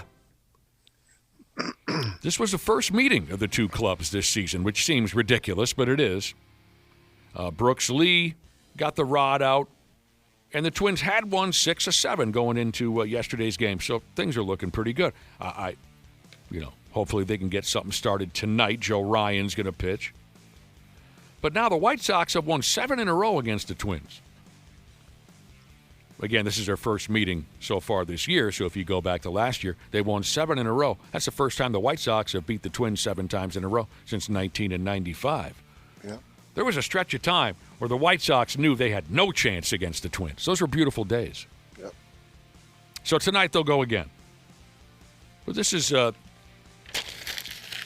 This White Sox team is, they're a game over 500, but, I mean, when you consider where they've been over the last 2 years, 3 years, to be heading into June and at 500 is pretty impressive. So they've got some young players. That Montgomery at shortstop is a solid player. Mydrith at second base. Those guys have been in that organization for a while and just waiting their turn. And they're playing very well. And their pitching actually has been impressive. I don't know if the Twins will see Davis Martin in this series, but he's like having an all-star year for them. So it's pretty impressive. Yeah, F them. Sorry, I'm a White Sox hater. I can't get fine. too excited about it. It's just nice to see like when you consider how bad they've been. Colorado the same way. Yeah. It's just nice to see those teams, turn around and I got no problem with that. figure some things out. Yeah. So I like that they're competitive again. I'm fine with that. No hitter last night. 3 Houston Astros pitchers combined for a Memorial Day no-hitter. They beat the Texas Rangers 9-0. There were 9 walks delivered by Houston pitching, but they got the combo. Tatsuya Amai started it off. Stephen Okert. And then here's the most interesting part. A youngster by the name of Elimber Santa, Josh, Santa. He made his major league debut and was part of this combined no-hitter. How about that? Wow. No pressure on him at all coming in. Your first big league game. 2 perfect innings by him. Yeah. He was terrific. Major league debut. That was historic. No pitcher. Wait a minute. Where is it? Santa became the first pitcher since 1900 to participate in a no-hitter during his big league debut. Since 1900. So, it's the 18th no-hitter in Houston Astros franchise history. The first since 20 and 24 when the Cubs tossed a combination no-hitter. 5 Astros all-time no-hitters have been combined efforts. 5 of them. Yeah. The Houston Astros have been the club to throw a no-hitter in 3 of the past 7 and 5 of the past 11 Major League no-hitters, including one in the World Series in 20 and 22. The Astros are the team to look for, I guess, if you're looking for a no-hitter. Impressive last night. So this Santa kid makes his Major League debut, is part of a combination no-hitter. He ended the game with his first career strikeout. Oh, gosh. So there you go. So, Houston's the team to look for if you're looking for a no-hitter. Like I mentioned, they've thrown 3 of the last 7. What did I say? 6 of the last 11, something like that? And right now they're 7 games under 500 and in 4th place in the West. Well, ain't that a shame? And they're actually, the record is worse than Texas. That's a division where there's only one team that's 500 or better, and that's the Athletics. Everybody else is bad, at least right now. And if you're looking for a team to get no hit, the Texas Rangers are that team. They have been no hit 3 times since they opened up their new ballpark 6 years ago. And that's all happened in their ballpark. I can't say for sure if they all had. That was the stat I read. This is the 3rd time the Rangers have been no hit since they moved into their new silly indoor ballpark 5 years ago. There's a pattern forming here. All right, speaking of pitchers, this is Randy's new love interest, isn't it? Well, Scooble's gone. You're no longer in love with Tariq Skubal. No, and the Tigers are 12 games under 500. So Paul Skeens, I love. I think he's phenomenal. Right. But he's already taken. He's already taken by that little blonde gymnastics gal.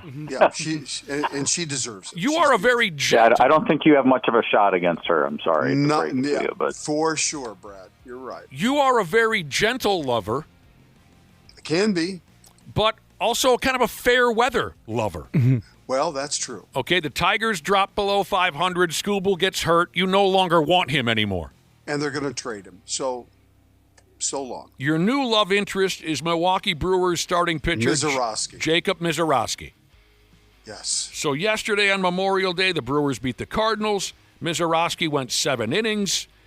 He only gave up 2 hits, 1 run, struck out 12 batters. He's been terrific. But here's where there are some records now being set by this Mizorowski. These are all new records because they didn't track pitch speed with such detail until I don't know how long ago they started tracking pitch speed. This Mizorowski kid, this is what everyone's touching themselves over, including Randy Shaver.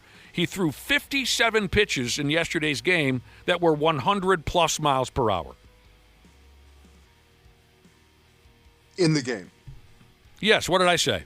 Yeah, you're right. I mean, that's if you think about it. I mean, you may say that over the course of a season. Right. That was in one game. One start. 57 pitches that were 100 miles per hour or faster. I love his quote. That's what I do. I throw hard. There you go. Yeah, that's what he does. Right now he's 5-2. He's got a 1.83 ERA, and he leads the big leagues in strikeouts. There are some really good young pitchers out there right now in Major League Baseball. It's kind of fun to watch. This Mizorowski, Paul Skeens. There's some Davis Martin I just mentioned from the White Sox. There's some really good pitchers. Has this guy had that major surgery yet? The Tommy John? Oh, any of them. Has he had a major surgery yet? I don't know his history. I don't know. How long can a guy throw like that? Yeah. That's a very good question. Before something starts. Most of those guys end up having an issue at some point. Yes. Yeah. Something's going to fall off, but while he's at it, he's doing wonderfully for the Milwaukee Brewers. Yeah. Reminds me of Liriano when he came onto the scene in 2006 and was just blowing doors off, and then come August, his elbow had fallen off. But he had that devastating slider, though, too. Mm-hmm. That's what made Liriano so great. Here's Jesushausen's. How do you say that, Josh? Jesushausen? Jesushausen has texted into the program, and he wanted to tell me that Mizorowski has sick velo, bruh. You love that term. Velo. All right, how about some more individual accomplishments on the baseball field over the weekend? Colton Cowser.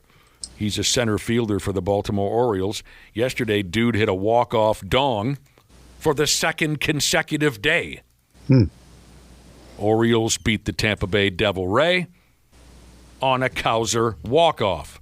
Sunday, he slapped a 3-run rod that gave the Orioles a victory over Detroit. Back-to-back walk-off home runs. What does this say? Oh, you're going to like this. This is one of my favorite players growing up. He became the Orioles' first player to hit walk-off homers on consecutive days since, why don't you guys try and guess, it was 1985. One of my all-time favorite players. I'll give you a hint. He also spent some time with the Boston Red Sox and, I think, California Angels. This was the last Oriole to hit walk-off home runs in back-to-back days. And I want to say he spent some time. I know he spent some time with the California Angels. I want to say also the Boston Red Sox. I had a guess, but now it's not right. He has two first names, male and female. Well, the last name also, I guess, could be considered female. Pardon me. Could be considered male. Fredlin. Fredlin. Oh, sure. One of my favorite players growing up, Fredlin. All right, how about this? The Big Lead wrote this article for you boys. It's hard for me to imagine Fred Lynn playing for the Orioles. Right. The Red Sox is the only team I can think of him playing for. And the Angels. I remember him playing for the Angels, too. Yeah. Fred Lynn. All right, the Big Lead wrote this one, The Big Lead. And it discusses big league ball players who had short careers, but their careers left a huge impact on the club that they played for. Kind of an obscure title. Take a minute to let that soak in. So they had short careers, but their careers left a huge impact on the club that they played for. Does anyone come to mind? Oh, one comes to mind immediately for me. Hit me with it, Brad Ryder. Mark the Bird Fidrich. Yes. The Bird did not enter into the conversation, at least from the folks at the Big Lead. But now that you mention it out loud, absolutely. Absolutely. That's a great example. Well, it was also on Major League Baseball, too. Yes. The Bird, Mark Fidrich. Great pitcher, and he was also kind of a unique character, right? Yeah, I would say Bo Jackson maybe fits that category. Yeah. He is part of this article. I mean, because he didn't play all that long in Major League Baseball. 5 years with the Royals. Yep. In those 5 years, he hit 109 home runs. He made the All-Star game, All-Star team. He made just incredible plays. I mean, throwing folks out from the warning track, home runs that cleared everything in sight. Bo Jackson was incredible. Yep. Great answer. Unfortunately, in January of 91, he got hurt playing football, and that was it. His baseball career was over at 28. So the reason Bo Jackson is mentioned in this article is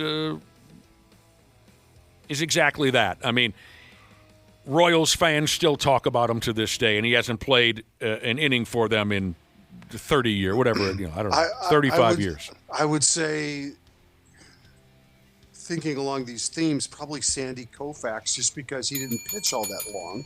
Sandy Koufax was the number one example. I don't know if they were exactly ranking them, but didn't he pitch only like 8 years or something? What was it here? I mean, the thing about Sandy Koufax is that he wasn't terribly effective the first 5-6 years of his baseball career. Nobody was sure if he would figure it out. In his first 6 seasons, he was 36-40 as a starter. That's amazing. Then in 1961, everything started clicking. Over the next 5 years, he was the most dominant pitcher anyone had ever seen. He won a couple of World Series, threw 4 no-hitters, threw a perfect game, won all the Cy Young Awards, and his arm fell off. 30 years old, doctors told him if he kept throwing a baseball, he would permanently damage his arm, so he walked away. The Dodgers have never had another pitcher like him. They've had aces, of course. What's his name? What's his name that just retired? Oral Hershiser. Who's the guy that just retired? Yep. Kershaw, Kershaw. Fernando Valenzuela. They've had lots of great. None of them have ever touched Koufax. Don Drysdale. Right. Yep. Don Drysdale. Yep. All right. I'll tell you who else is mentioned in the article. Well, if you're going to do this now, Puckett would need to be on there because he didn't play. He didn't play that long. Turkey Bucket left the game because of the eye injury. Here's what they say about Turkey Bucket. He did not choose to retire. He woke up one morning during spring training in 1996 and could not see out of his right eye. Glaucoma. He was only 35. In the time he had, he hit .318. He won 10 Gold Gloves. He made the All-Star team 6 times. Minnesota Twins won the World Series twice. Yeah. And in 91, in Game 6, he won the friggin' game all on his own. Yes, he did. His number 34 is retired. Tomorrow night. There's a statue of him outside Target Field that says here, Minnesota has not stopped missing him since. Well, we had a pretty good center fielder. We've had a couple pretty good center fielders since then. Mm-hmm. Torrey Hunter and Byron Buxton. But not like Puck. But probably not like Puckett. The others that were mentioned in this conversation about big league ball players who had short careers, but their impact is still felt to this day, Thurman Munson. Yes, the Yankees catcher. Mm-hmm. I would say Clemente has to be in that category somewhere. And he is. Is he really? Yeah. Okay. Both of them died in plane crashes. Yep. Thurman Munson was, by all accounts, the perfect teammate. Yep. Captain of the New York Yankees. Won back-to-back series in 77 and 78, and 32 years old when he was flying a private plane. He was learning to fly. That's the old song by Pink Floyd, Learning to Fly. Crashed his plane, died. They retired his number. And then, yes, Roberto Clemente. I mean, he did play 18 years. Right, yeah. He wasn't a kid when he died. Well, he was 38 years old. Yeah. But still, yes. Yeah. Also died in a plane crash. Pittsburgh Pirates, they honor him every year. Somewhat interesting. He ended his career with exactly 3,000 hits. Yes, he did. Yes, he did. Yeah. 3,000 on the nuts. Lou Gehrig would have to be in that category. Yes, he's in there. He's in there. Yeah, because he, again, played a long time, but I'm sure you guys remember this name, too. This name just came to mind. J.R. Richard. Yes, yeah. I recognize the name. For the Astros, He died of a stroke, I want to say, in his early 30s.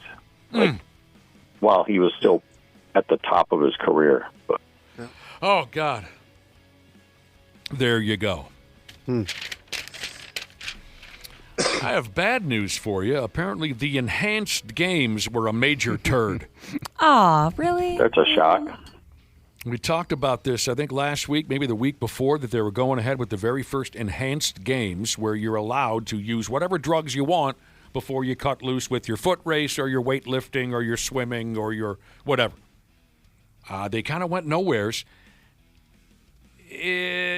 at least if you consider the fact that only one world record was broken.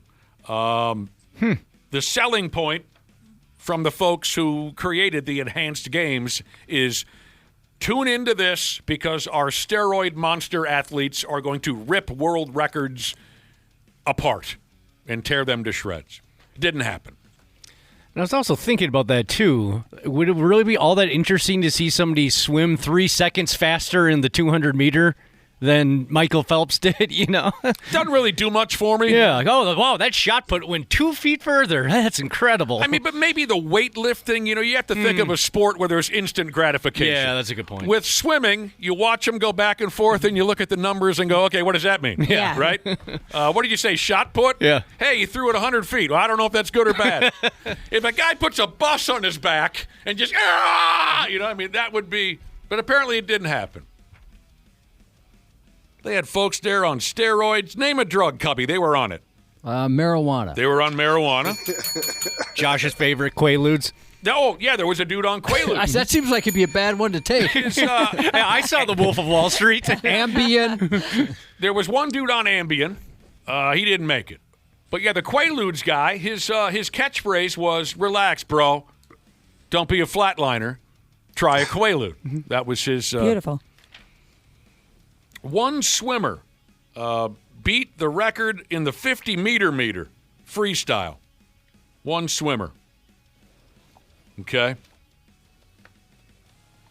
Oh, and that guy got $1 million. That was the other part of the deal was the folks who threw the enhanced games. They said if anyone does break a world record, we'll hand you $1 million. Well, I think it's a Russian swimmer. He set the record for the 50-meter. He did look more bulky than a lot of swimmers. You can probably pick them out of a swimming crowd. Yeah. I bet the organizers took an absolute bath on this money-wise. You'd think so. You'd think you'd need like a major television network to show your program to really make any real money. I don't know. But I bet they lost their ass. What was really weird about it was there were athletes who weren't on drugs who showed up to compete. Losers! Why? I don't know why. And why did they let prove them? a point? Yeah, I wonder if that's the case. Maybe to prove a point, but why didn't... Maybe they lied on their little resume. And, I'm gassed on everything, right? Yeah. Because we found out that there were straight athletes who showed up to compete against the roided-up athletes. So what's the point of this whole friggin' thing? Nobody knows. What's that word when you... Maybe they were the placebos. Yeah. Or it could have been kind of fun if they would have done a clean versus roided out, team versus team type of thing. Sure. Oh, yeah. Because they could really play that up. The roided guys, they're playing the heel. The baby faces all got their American flag saying, hey, we're doing it the right way. That's I think, the only step they can take now going forward is to go ahead with the enhanced games next year, but have team gas versus team dry, whatever. What's the opposite? Team health. Team clean? Clean. Team. Yeah, team clean versus team gas. Oh, this is really interesting. Someone texted in back to our conversation about big league baseball players who didn't play for a long time. Didn't have long careers, but left a huge impact. This is a good one. Josh Hamilton. Oh. Mm-hmm. Yeah. That dude showed up out of nowhere. Yeah. And was just a hitting effing machine. And it just ended. That dude, that was one trouble. Well, I wonder how he's doing. I think it ended basically because he made it end by the decisions he made. Sure, however you want to. Yeah, sure. Yeah. He was on dope. Yeah. Remember that home run derby in 2008 when Hamilton hit like 30 combined home runs, but then lost to Morneau in the final? Because he was exhausted. Nothing left. Yeah. But that dude... I think they changed the home run derby rules after that one, I think they did, yeah. They changed them so many friggin'... I don't even understand it anymore. But yeah, Josh Hamilton, I hope he's doing well, because I think the last time I read about him, it wasn't good. Dude was hooked on heroin, and it was just awful. I remember when the Rangers won a couple of pennants there, back-to-back, if I'm not mistaken. They went to the series and lost to the Rangers. They went to the series and lost to the Giants. They went to the series and lost to the Cardinals. I think I have that correct. during the Josh Hamilton era. And if I remember right, he couldn't even be in the locker room when they had their pennant-winning celebrations because he didn't even want champagne to get sprayed on him and have it soak through his skin. Yeah. That's how adverse he was. He was so hooked on drinking and drugs that he couldn't even get booze on his body. But that's a great example. That dude wasn't around for long, but my God, he was the biggest star in the league for a while. Oh. All right, Dana, when does this dopey soccer tournament kick off? A couple weeks, mid-June. Well, a couple weeks yet? Yep. Did you hear what they're doing over there at Domino's Pizzeria? What do they got going? They're going to give away $1 million worth of pies if the United States club earns itself a red card while playing in that silly World Cup tournament. Usually it's like if somebody steals a base or if somebody hits a home run, you get free Taco Bell. This is kind of funny because a red card's a bad thing. Someone's going to have to do something pretty negative. Right. Domino's is calling this gimmick emergency pizzas. If you want to be eligible to receive an emergency pizza pie, you got to sign up on their website or something. I don't know. The goal is to help ease the pain of that red card for United States soccer fans, blah, blah. Okay, that is kind of funny hook then. Yeah, I like that. I'm gonna show my soccer knowledge here. Doesn't that put you down a player the entire game? Yeah, I think Something so. like that happens. And they're suspended the next match. Oh, you can't come back and play the next game? Mm-mm. They say no. They're down a player for the whole game? Oh, my God. The whole game, like it's a power play for the whole game. I feel so awful. I would just go home. Screw this. Oh, my God. I'm not doing extra work because you couldn't handle your temper. Yeah. Oh. If the U.S. club gets a red card and you're all eligible and you signed your life away online, you can get that free pizza pie. And I read this up and down from a few different websites who reported on this story. What's ironic about this is that a red card means someone's finally done something worth watching during a game of soccer. It means someone just got thrown smooth out the game. Well, I mean, it's something to look for, I guess. You would have loved the 2006 World Cup final when one of the best players of all time, Zinedine Zidane, just absolutely crushed a dude in the chest right before the penalty shootout and got a red card. I saw that. You talking about that headbutt? Yeah. Yeah, I remember watching that. He called it. Years later, it came out that the player from Italy called his sister a very naughty word, like the really bad one. Oh. I know that word. Mm-hmm. So that's why he headbutted the dude in the chest. And, of course, it's a soccer player, so the dude knew how to make it look like he just got hit by a tank. Right, yeah. Right? He just got shot through the chest. That was a red card? That was straight red. So long, Zane Danane. Didn't you get one, Dana, because of your temper? Oh, yeah. I definitely got one. A couple, but the one that's really memorable was in Council Bluffs, Iowa for a tournament. We were playing a team. We should have been kicking their ass. I was basically just begging for a red card. The ref even came up to me and said, "Son, you need to calm down. I don't want to have to do this." Then, of course, I shove a kid over. I get a red card. So I'm out the next match. The next morning, we're walking to the field, and we walk by the ref tent, and my coach says, "Hey, look, the ref's in there. Go and apologize. No. Be a man." I go, okay, I got to take my medicine. So I go in and I apologize. He goes, "Hey, that was very classy of you." And he takes me over to the score and saying, "Hey, I want to change that to a yellow card. He's eligible to play today." So I go running up to my coach. I'm like, Coach, he changed it to yellow. I can play. Am I starting?" He goes, "No, you're not playing." I go, "But I can play." He goes, "Yeah, you can, but you're not going to. How would you learn a lesson if I just let you play? Yeah. You acted like an a-hole last night. Take your medicine." Good coaching. Yeah. Oh, that's not good coaching. It's a friggin' Can power. I just point out the obvious? Yeah. If you were a better player, he would have had you out on that pitch. Yeah. That's terrible coaching. So true. Yeah, he got away with one by not having to put me in. Yeah, if you were the ace on the team, you'd be out there. That's why it's good coaching, because he used that as an excuse to not play. Yeah, he acted like he was teaching me a life lesson. That's right. A lot of those coaches were just dicks.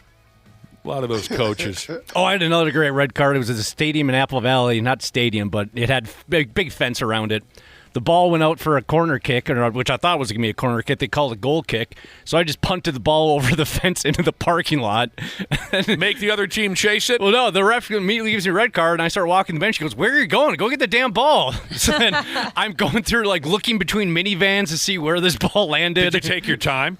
Yeah. Oh, you got to take your time. Like he was the type of player you would respect, Nick, if you were out there watching soccer games. Yeah. For whatever reason. Like I said, a red card's finally something entertaining is happening. I would have loved to watch that style of play. Yeah. Absolutely.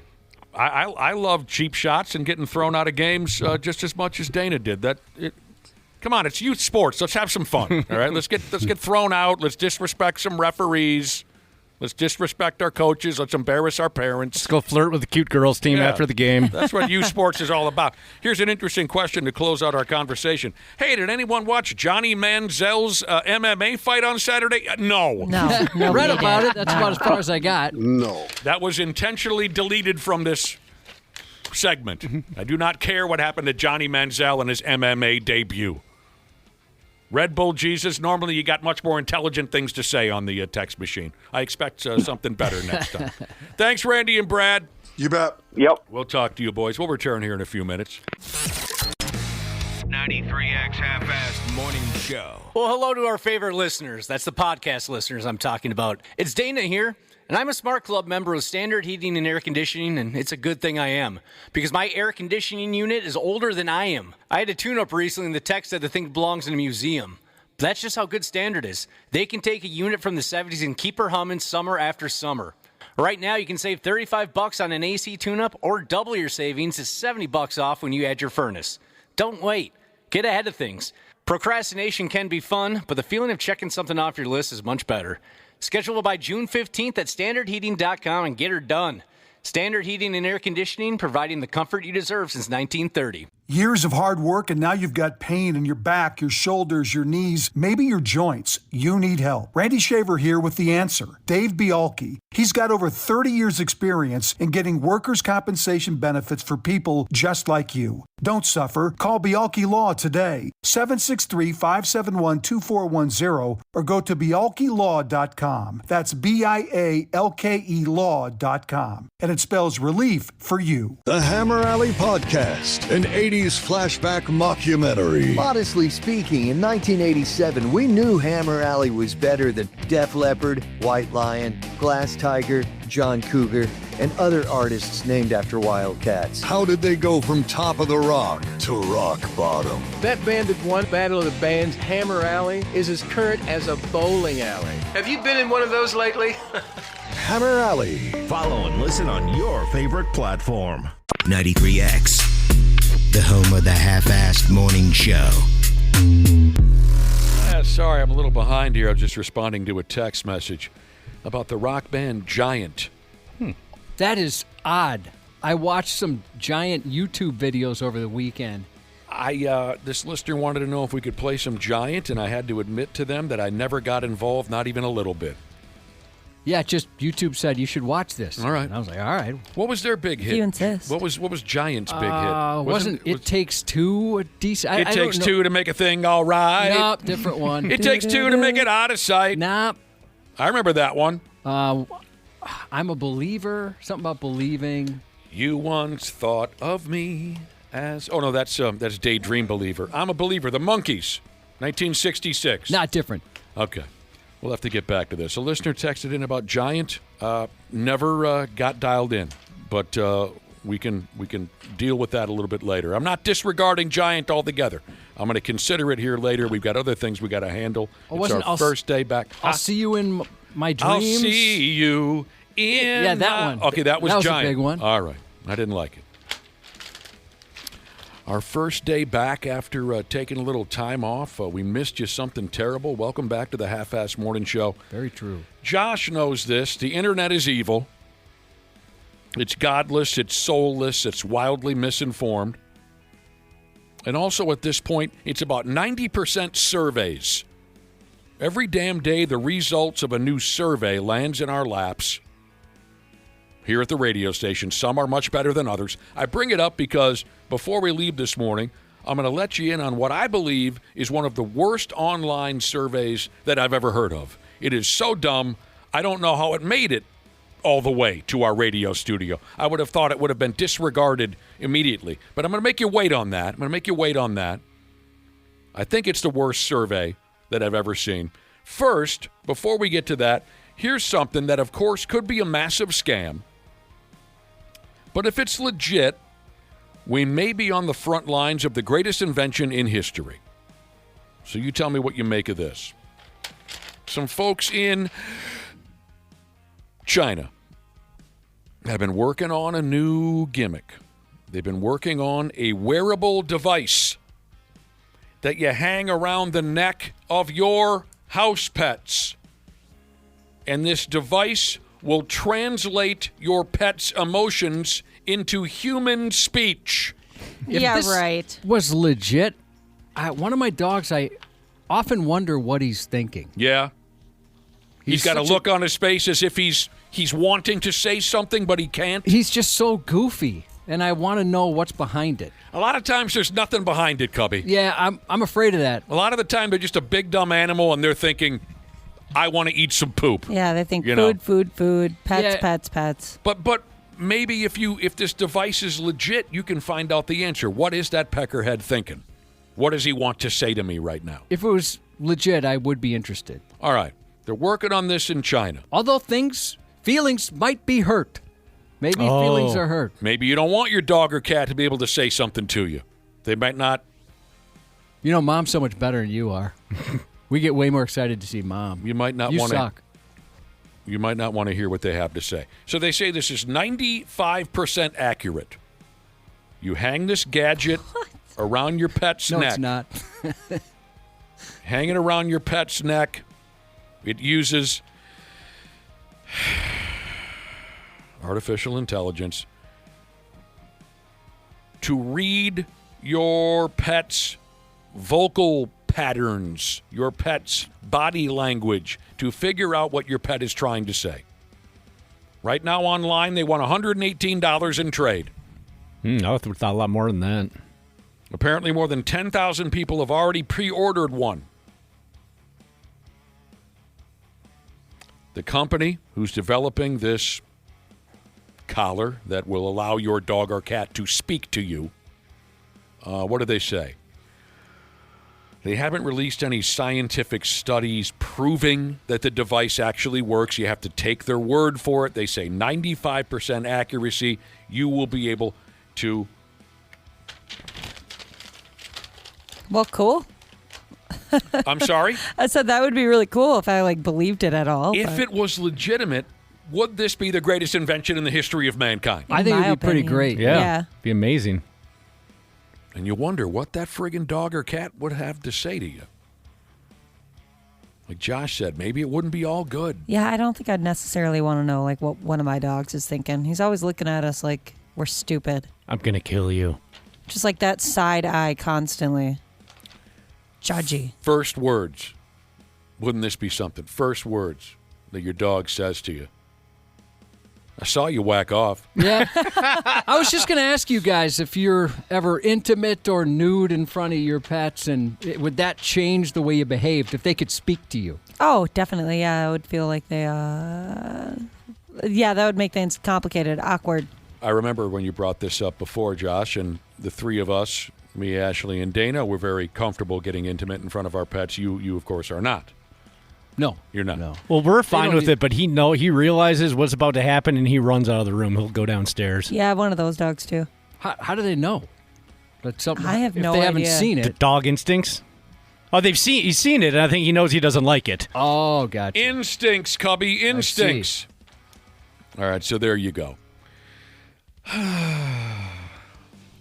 I'm not going to send him $118, not just yet. I want a little more background on this. Yeah, I want to see some vids. What kind of scientific evidence could they provide that would still convince you it worked? Right. They show me a video of a dog with this collar around its neck, and the dog goes, and then it translates to, I would like to go outside and take a dump. Right. That video is probably not going to seal it for me. Yeah. I'm going to need to have this in my hand and try it. The dog is going to have to say something very personal to me that only she and I know Yeah. before I, right? That's the only. Then I hand them their $118. I just thought of something, Nick. If you did get one of these, it would just be the cutest little collar ever for your little dog.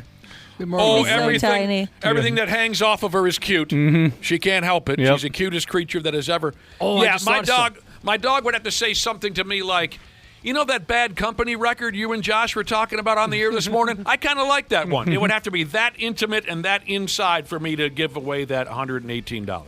That's true. It would have to be some information that's Yeah. not just completely obvious by anybody who's ever owned a dog. Right.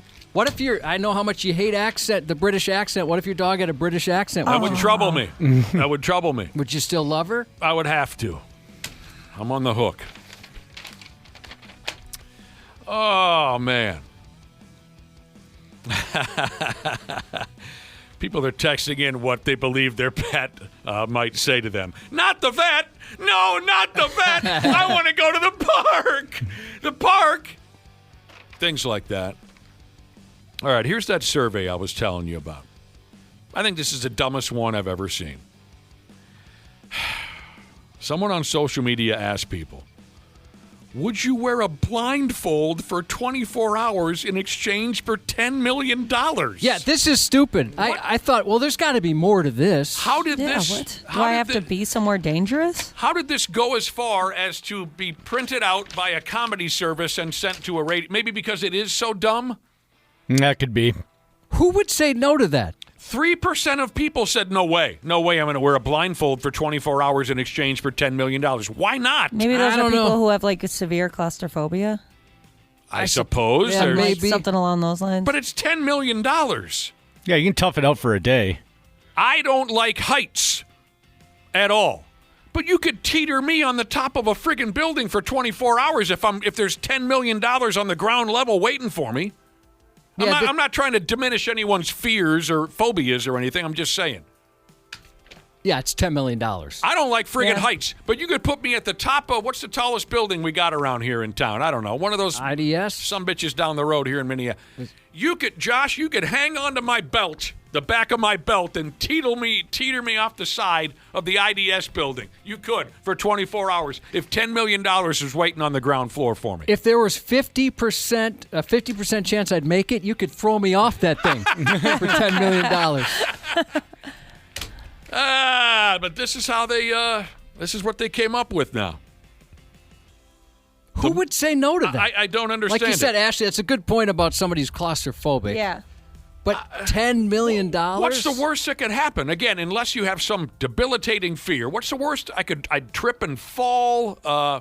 I can't see the television. I can't see who's in the room with me. I trip and fall again. I'd be pretty bored, but I mean, other than that, who cares? Well, I guess unless you're audiobooks. somewhere unsafe, unless listen to you have to music. be dropped off somewhere that's not going to be good. What's that?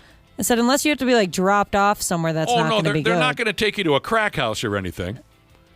I like to listen to music. I've told you that. I'd be fine. I'll sit and listen to the radio. I think the hardest part was they said you can't fall asleep. Now, Oh, that would be difficult, Okay, but I still would try, obviously. Thank you, Cubby. I didn't get to all the rules, but still, it's not going to change your mind, I don't think. So, 24 hours, you put a blindfold on.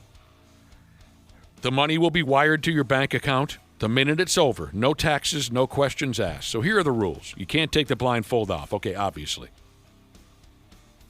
You can't take it off to eat or go to the bathroom. Fine, I piss on the floor. Who cares?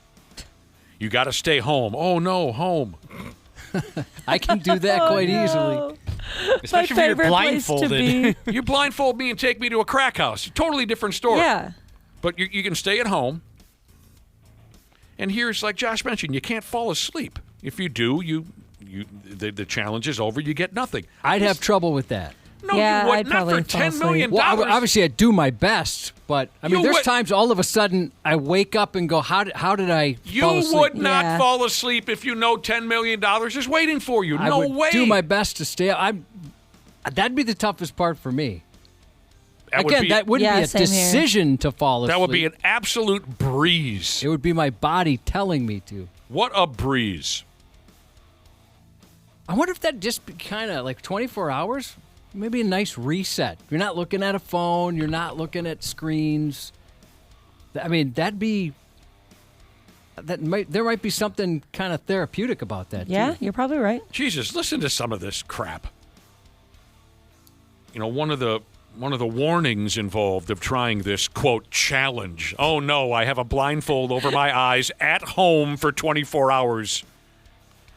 One of the warnings is, well, you might start to hear things. I don't care. You know, if you live Really? with people normally and you have animals and they're gone, like my family was for the weekend, including the dogs, I was surprised. Like, my house makes a lot of noises that I thought were my family or my pets before. Oh, no. Yeah. Did you make a few trips up and down the stairs to see if there were derelicts on the property? No, I'm too lazy for that. You might hear things, both real and imagined. So what? I'll get over it. Kind of fun. I'm going to go buy myself a Maserati and disappear when this is all over with. What do I care what kind of evil things my mind created? And they said it's tax-free, too. Oh, even better. Oh, snap. You get to keep all of it. Yeah, this is so odd. It is. It's just stupid. I mean, unless you have, like, some trauma, you've been blindfolded before in a prison somewhere, I can't imagine saying no to this. That would just suck if you got to hour 23 and you nod off. It's not going to happen. I don't care how apt you are to fall asleep in front of the television or fall asleep in a movie theater or fall asleep in the middle of a... You are not going to fall asleep. You're not going to... It's not going to happen. That'd just be so boring. I cannot Who get over how cares? bored I would be. Well, just listen to something. Get on a treadmill. My God, Yeah, it's true. Yeah, just walk. Listen to yourself. Oh, I'd be You so can't handle bored. the boring? Yeah, I would The just boredom be so bored, in dude. 24 hours, the boredom is over. Yeah, I get could to handle it, but that would just suck. take it to a. Someone here said I'll do it for $200. Yeah, I'd do it for like if somebody gave me like $500 or $1,000 would be sweet. All right, this just made it fun. John Deere Jesus texted in. If you sleep, you die. Oh. Now we're talking about a fun challenge. Yeah, I could do that then. You're $10 million on the other end of that 24 hours, but if you fall asleep, you die.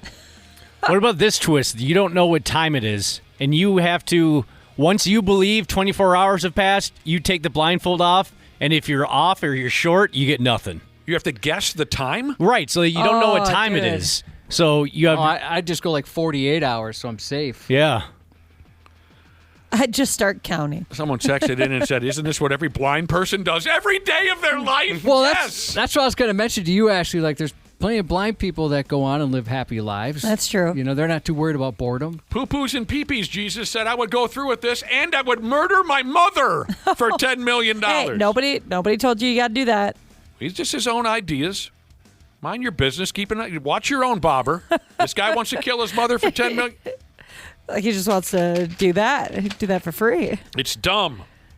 No, it's just the dumbest. Yeah. If you really can't make it through that, then I there's no helping you. I think thinking about it, maybe the only people that say no to this is someone where $10 million comes so easy to them. Yeah, probably a good point. F it. The Half-Ass Morning Show. 93X. Yeah, we're pretty close now, a few minutes away from heading on out of here. We'll be back tomorrow at 5:40. You're a terrific crowd. We were talking about the worst survey ever, at least I think. Someone pumped out this nonsense onto social media. Worst online challenge ever. Call it whatever you want. The scenario is, would you blindfold yourself for 24 hours? You can't leave the house. You can't fall asleep. You got to keep the blindfold on at all times. And in return, you get $10 million. I think it's friggin' ridiculous, anybody who would turn that down. My God, talk about easy money. Does anybody want to try it? I mean, to a certain extent, none of us want to waste a day off by walking around blindfolded or hanging out at the house blindfolded. But maybe just for an evening or something? Do you think, can't. Would anything fun come of that, Josh, do you think, or is it just stupid? Oh, I've seen movies where a blindfold's involved and people get a little frisky. Would you go from the time you get home, like let's say today we decide to do this, would you go from, what time do you get home, like 11 o'clock in the morning? Something. Until you wake up for work tomorrow? Am I allowed not to do any show prep? You don't got to do anything. Okay. I mean, I don't know.